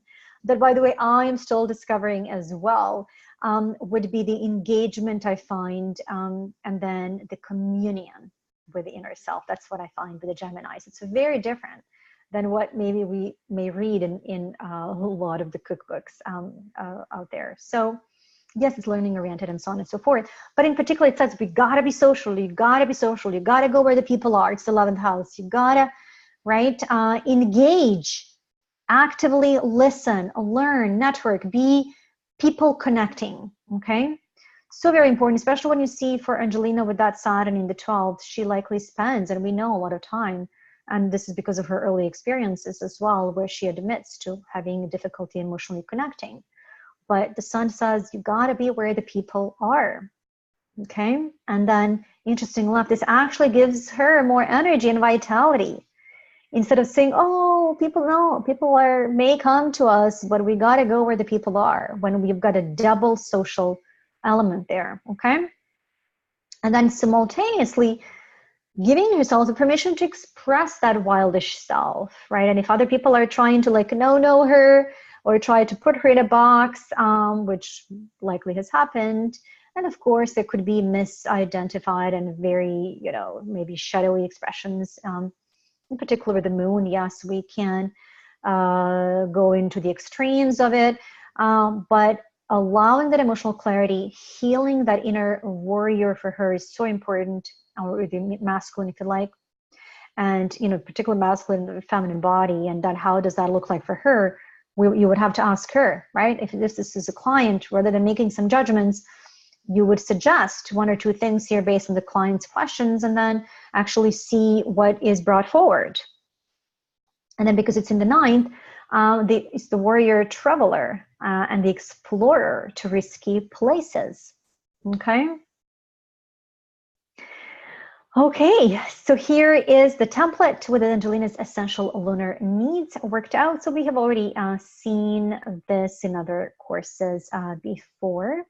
And so for her, the moon medicine has got to be active, right? It is, and rather not but gotta. It's not like you gotta make it happen, even though it can feel like it. But really, it is, really taking in that. And I'll have some guidelines how to integrate this with your energy work, if you like, is to really take that in energetically, that it is now safe for me to be seen. And breathe that in. So for you, this would be in alignment with your moon sign. And then it is now, and when you're ready, it is now safe for me to be wild, or to be active, or to take risks even, or to stand up for women's rights. Okay? But again, you want to keep in mind this is moon. So you want to be reminding yourself where I most need to receive healing medicine. Okay?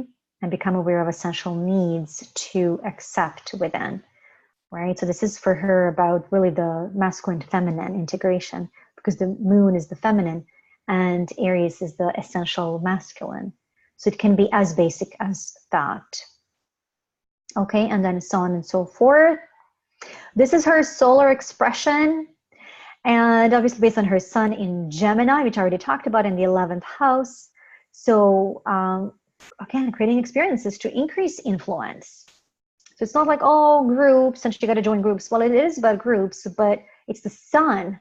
So she's got to lead them. She has to put herself in the really out there and at the forefront of it, and then develop influence. And it's like, oh, I'm just going to wait for the influence to come to me. Yeah, sun in the 11th, you got to work it, okay? And this is what you got to tell people when you are advising them in that particular way, because things can be trickier wherever we have that sun.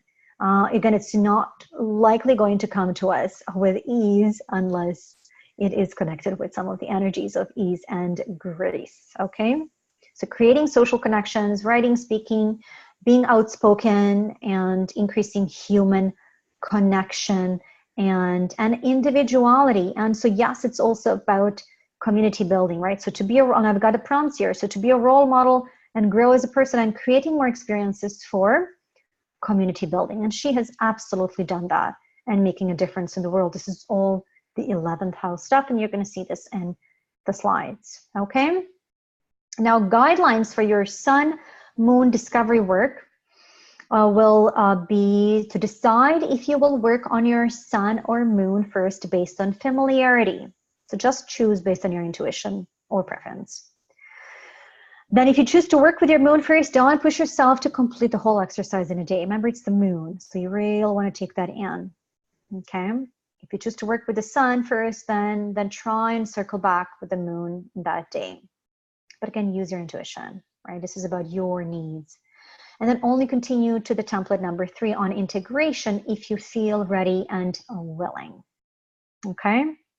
So regardless of the level you're at, if you're in, beginner to intermediate or intermediate advanced, still take this at, in small doses if you like, because I can tell a lot of people have done this even if they've studied astrology or even practiced for a lifetime potentially.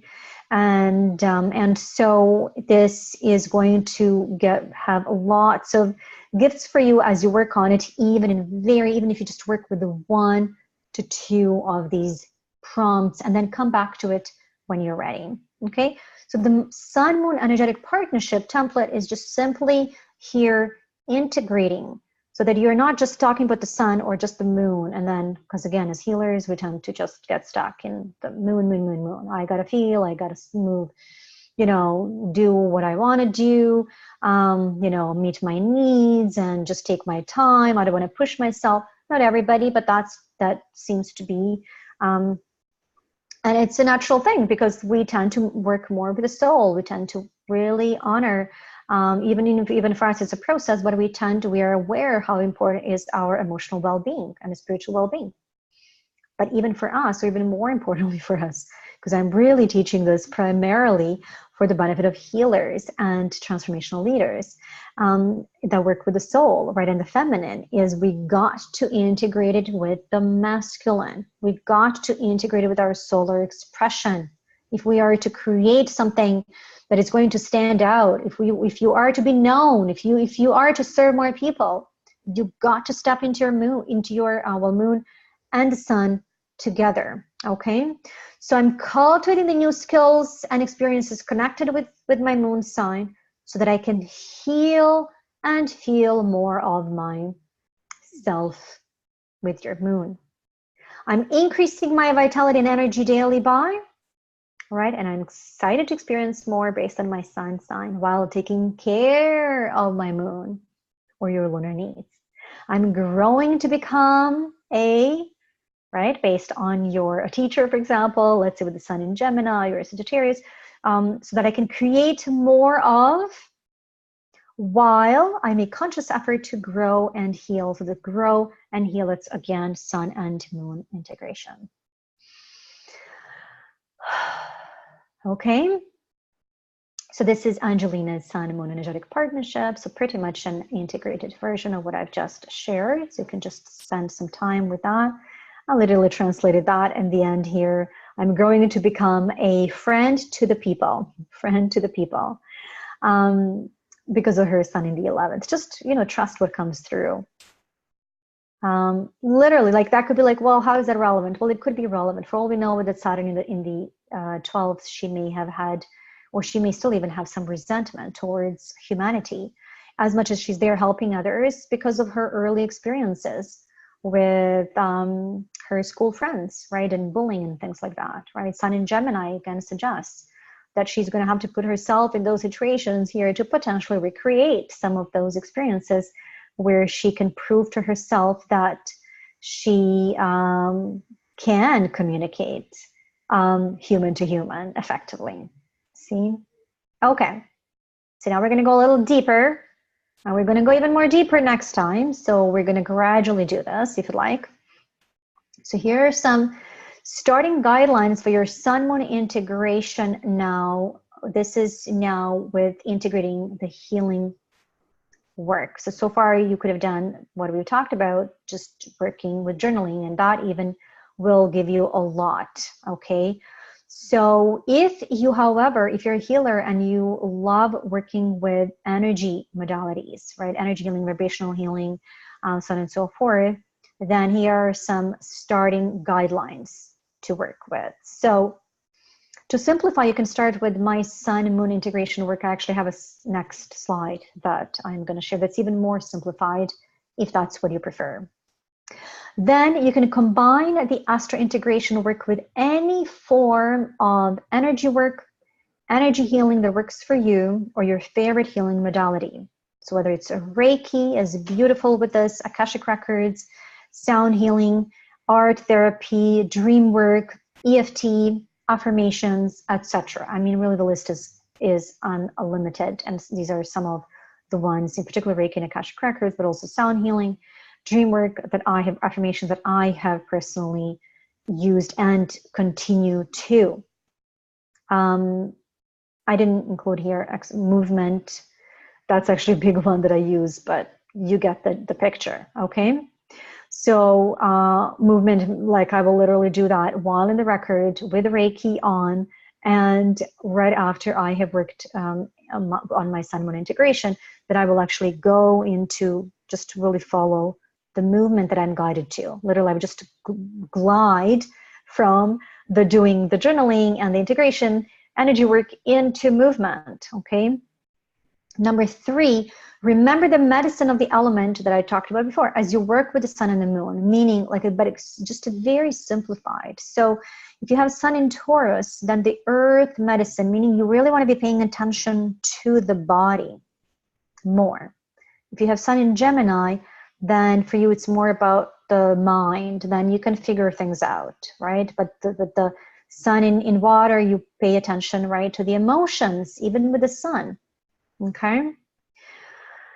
Then, as you get started, you want to turn on Reiki before, or in whatever way you get that started, or express that for yourself before you start the exercise, and you really set that time for yourself, and or open your Akashic record.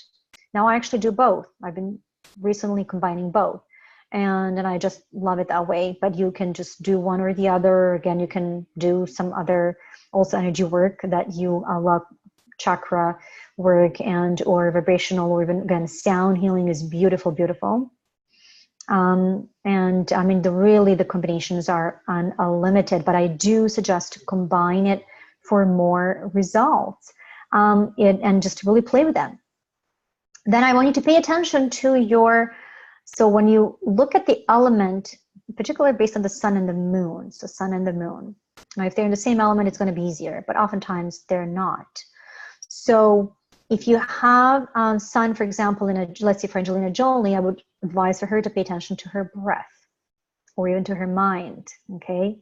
So it's not typical just pay attention to the body, even though I will typically say sensation, sensation, sensation. To me, sensation is the number one actually thing that really helps you to translate energetically what's coming through, even before you translate it into words. But it really depends on how you receive information. There are different ways that we can receive that intuitively, which we're not going to get into today.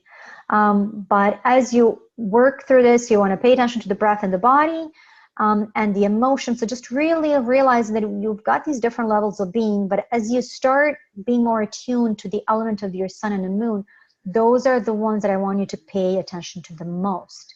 So sun in Cancer, you want to pay attention to the emotions. This would have been Dalai Lama. Sun in Sagittarius, I want you to pay attention to your spirit. Okay, your thoughts, how is it? Are you feeling more energized? Are you feeling more Are you feeling more free and expansive? Okay, meaning you want to then continue doing that, or if you feel like it's going to help you to do that, because that's basically, it's meant to help you to embody more of your sun. Okay. So then I want you to create time, really stay with the process for 30 minutes, because this is only going to work if you work it. And it really does not have to be complicated, as I got here, simplicity plus stretch. It's okay to keep it simple. This doesn't have to be complicated in order to work. It really doesn't. It's really simple once you start it. Just start somewhere. But also do not be afraid of stretching your comfort zone with this exercise. Meaning, like, if the resistance is showing, it's like, oh, I'm just going to skip this and just, again, if you have sun in Gemini, sun in Aquarius, then okay, I'll give it to you. But if you've got sun in Earth, even sun in more spirited signs, right, fire and water, so important for you to create time, right? So, so if you haven't been trained in a healing modality, then just simply use astro journaling. You will get a lot out of it, and it will help you to connect with your intuition. It will still work really, really well for you. Just using energy healing modality, just going to help you to open up on different levels and just accelerate the process. Okay, but most of all, trust your intuition and trust your body. Okay.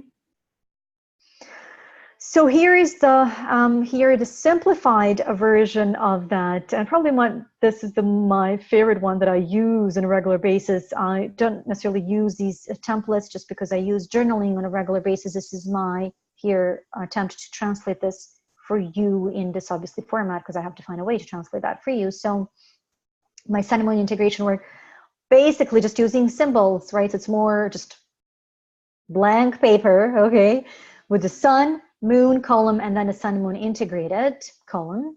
Okay, and then here's an example of how I do this, and I still continue to, as I'm guided. Like, I will ask, what else do I need to use, because I will just feel intuitively if I need to, based on my questions or based on what's coming up.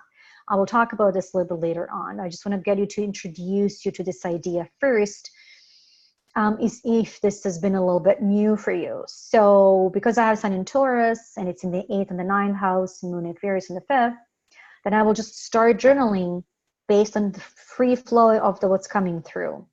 Obviously, a lot of this I already have learned and integrated, and it's easier, but it's going to become easier for you, okay? So then I will just, because I know with the sun and the Taurus, I need to create experiences of peace. So I'm writing this, I'm reminding myself, and then I've got my Reiki on,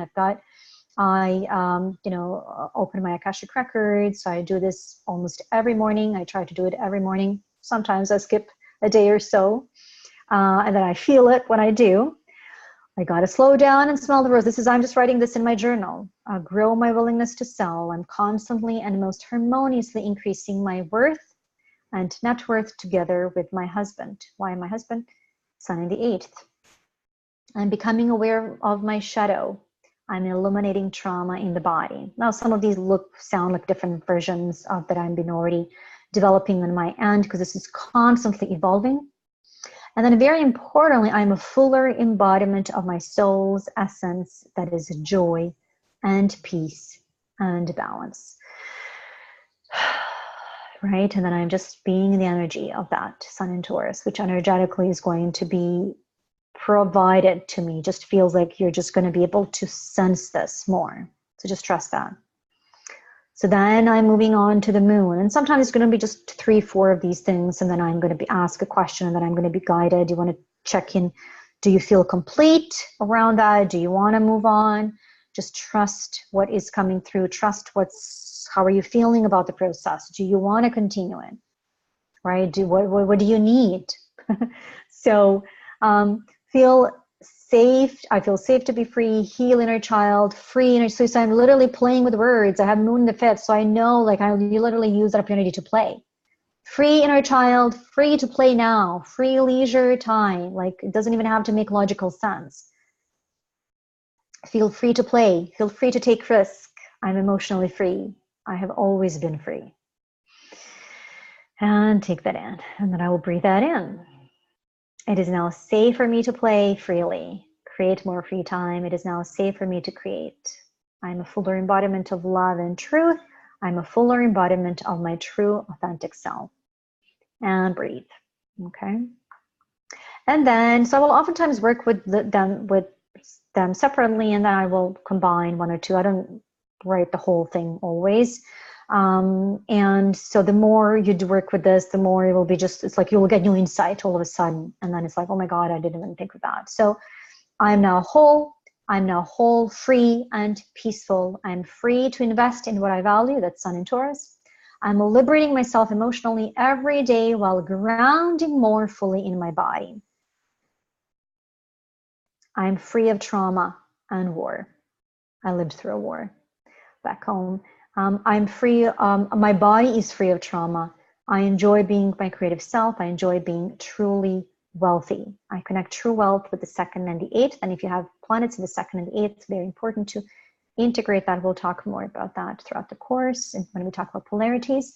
I'm integrating feminine and masculine peaceful in my body and in all areas of my life. I'm integrating my solar and lunar consciousness freely because of Moon Aquarius, and deliciously because of Sun in Taurus, so that's how I experience it, and most joyously because of Moon in Aquarius, if you need a reason for why, on all levels of being and awareness that is me and or of me. I'm now safe, free, and paid to be me. I am joyously abundant in being me. Okay, so that's just my version of how I do this, and play with it and have fun. You want to do this in your own way. And hopefully this, I would suggest to start. This is basically how it looks like when I do it. Those templates are with prompts are just meant to help you to know where to get started. Okay, but once you get a sense of where to get started and what to think about, how to prompt yourself, then you can just simplify it in this particular way. Okay. So with that said, for Oprah, with the Moon in Sagittarius and Sun in Aquarius, right? Can you now, when you look at her chart, can you get a sense of here, right, with Sun in Aquarius, she is here to individuate herself and free to be different, in particular when it comes to her money story, okay, and wealth building. And she needs to feel more free about her, we could say, religion, education. Also, somewhat like Angelina with the Sun in the 11th, she's got Moon in the 11th. So it's also, I would ask her, tell me about your friends and relationship with God, spirit, religion. So you bet this would open up a conversation. When would I ask that? Well, say she had certain questions about not feeling even happy and or well, or any type of those, or even socially, or impact, or anything that would point me towards the essential of her lunar needs. And really most of the conversations would take us there. Okay, we looked at this already here, just a reminder that we still got to keep in mind that Sagittarius Gemini axis that she operates from. And John Lennon with his Moon in Aquarius, for example, if you just look at the Moon Aquarius in the 11th. So Moon Aquarius in the 11th, so it's both, it's a double Aquarius effect. So in September 1980, Lennon commented about his family and his rebellious nature. He said, part of me would like to be accepted by all facets of society. He's talking about his Moon, his essential part, right? Like that Angelina's Sun in Gemini. But for Angelina, she actually has to work on it. That's a difference. She has to put herself in those situations. For John Lennon, it is about what with the Moon? It is about acceptance. So he says, part of me would like to be accepted by all facets of society. Society is the 11th, remember? Humanity. And not to be this loud-mouthed, lunatic poet musician. So Moon is poetic, by the way, but loud mouth, remember, is Aries. This is why we talked about the medicine of elements. Remember, the loud is fire. So that's where the loud comes from, Aries. But I cannot be what I am not. I was the one who all the other boys' parents, including Paul's father, would say, keep away from him, right? The parents instinctively recognized I was a troublemaker, meaning I did not conform and I would influence their children, which I did. So nonconformist, very much Aries, but very, very much Aquarius. I did my best to disrupt every friend's home. 11th is about friendships. And so how he shows up in friendships is as a disruptor. And interestingly enough, Moon rules the home, right? So you can see very much in this quote and his little here part that he's talking about of friendships, he's very much expressing everything about this Moon in Aquarius in the 11th, partly out of envy that I didn't have this so-called home, but I did. I'm not going to change the way I look or the way I feel to conform to anything. I've always been a freak. Remember, with the Moon in Aquarius, we got to make friends. Well, make friends, yes, with the part of us that we consider a little strange. So I've been, and we're going to see this in the slides if you haven't already. So I've been a freak all my life, and I have to live with that, you know. I am one of those people.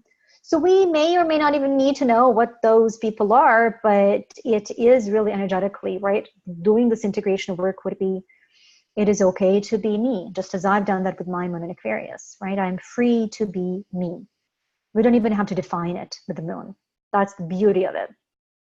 Our body, our soul knows.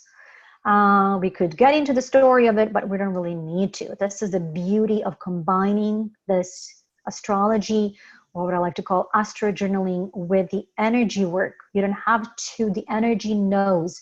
Your soul knows. Your guides know. Okay? It's just to help you to speed up the process rather than doing hours of digging and trying to figure out past lives and all of that. We could do that. It's actually going to help you to remember a lot of the information that comes through that may be relevant. This is a way to make that more expedient and effective. Okay? So that's just another slide there that we talked about for John Lennon and Tony Robbins. Sun in Pisces, Moon in Aries. So now knowing what you know about the sun and what you know about Tony Robbins, right? The macho. Is it based on his sun? Or you see macho based on his moon? Based on his moon. That's what we're seeing. And look at that, a Libra. Remember when I said oftentimes a Libra rising, I see people with strong Aries. Imagine he did not have a Libra rising. How then he would have been showing up with that strong pick me, right, Aries moon. Yet it's in the 7th, so that's a paradox. 7th is about partnering. It is about people pleasing. So both of those are relevant. And he apparently does admit that he was over attentive to partners over his own needs, and yet he had to heal a relationship with himself in the context of what? In the context of relationship. So you wouldn't, again, the chances are if he came as a client, right, as an example, he would likely, the relationships area would likely become relevant, because this is an essential area for us to heal wherever the moon is. But it's also about healing self-confidence in relation to others, okay? And with the sun in Pisces, he needs to choose what? He needs to choose compassion and unconditional love and charity work, which he does. And so can you see that difference here? Would you ever have guessed that Tony Robbins, right, has sun in Pisces? Well, maybe you would have noticed, you would have gathered that he must have some of that Pisces. He does have sun Pisces trine Neptune as well.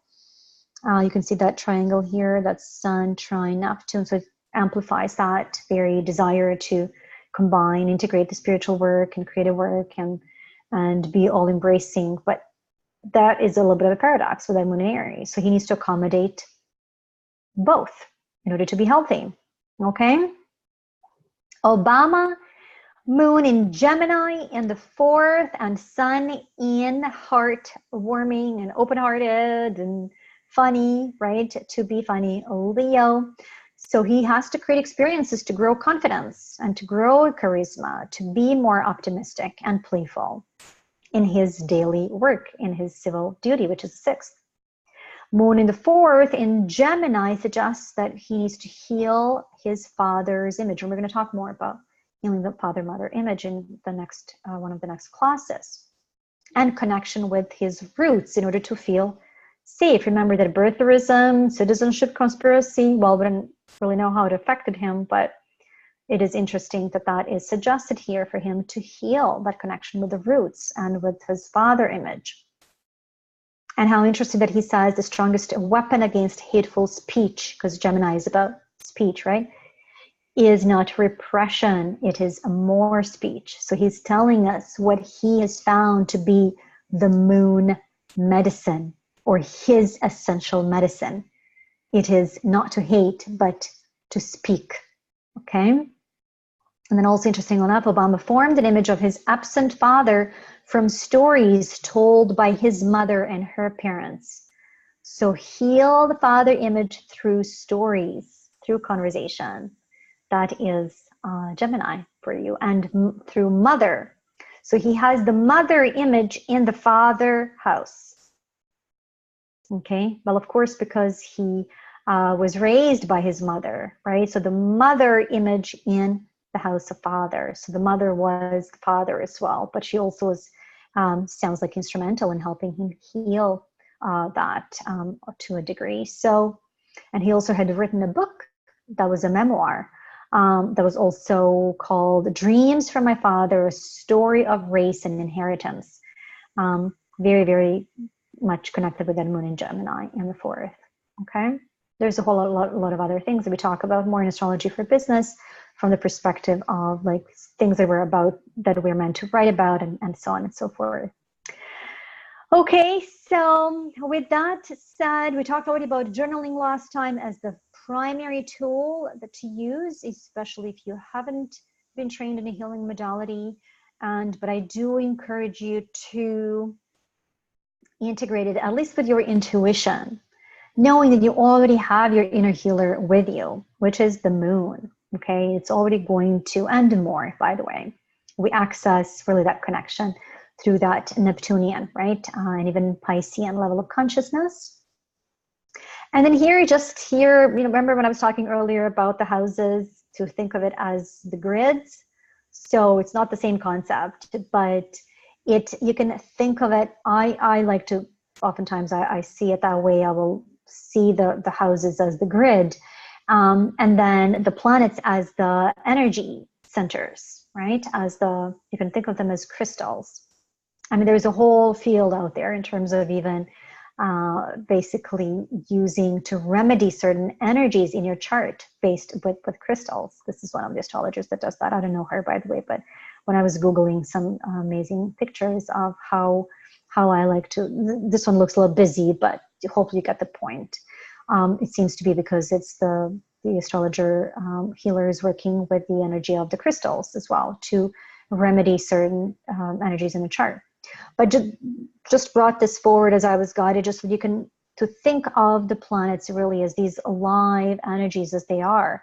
And then to visualize it better, you can think of it as these crystals that need to light up with your focus, with your intention, and your conscious effort.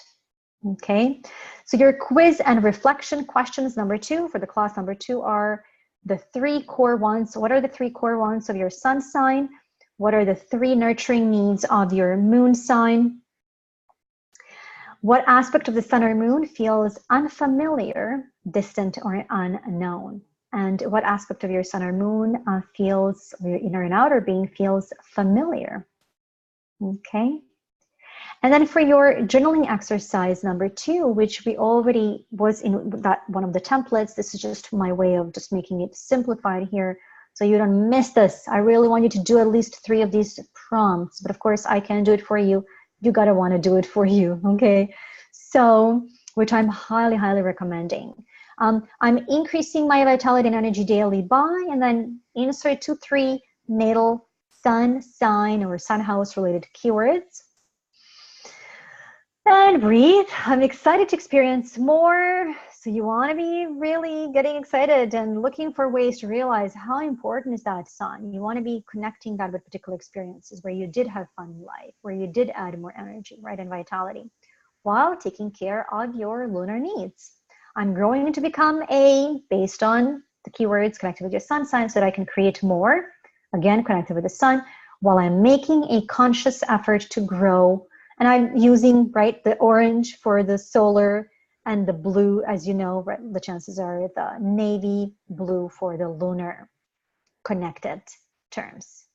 Okay, and then the conscious effort I put in purple, just as more highlighting the conscious effort. Okay. So in conclusion here, choose and work on one of the templates for your sun, moon, and or the sun, moon integrated discovery. If you're ready to dive in, I do suggest to use that one where I use my example, which I'm including here in the end again, just so that it's easier here to print it or access it if you're printing it. And then to get with it, if you can obviously refer to the prompts there, you have them here in a digital format. And then you can dive in and work on that simplified way. Or even if you can simply just write the symbols for the sun sun sign and the moon and moon sign in your journal, and then just journal about it. That's basically how I do it. But the prompts are there if you need them, especially as you are maybe just getting started to work on integrating this. Okay.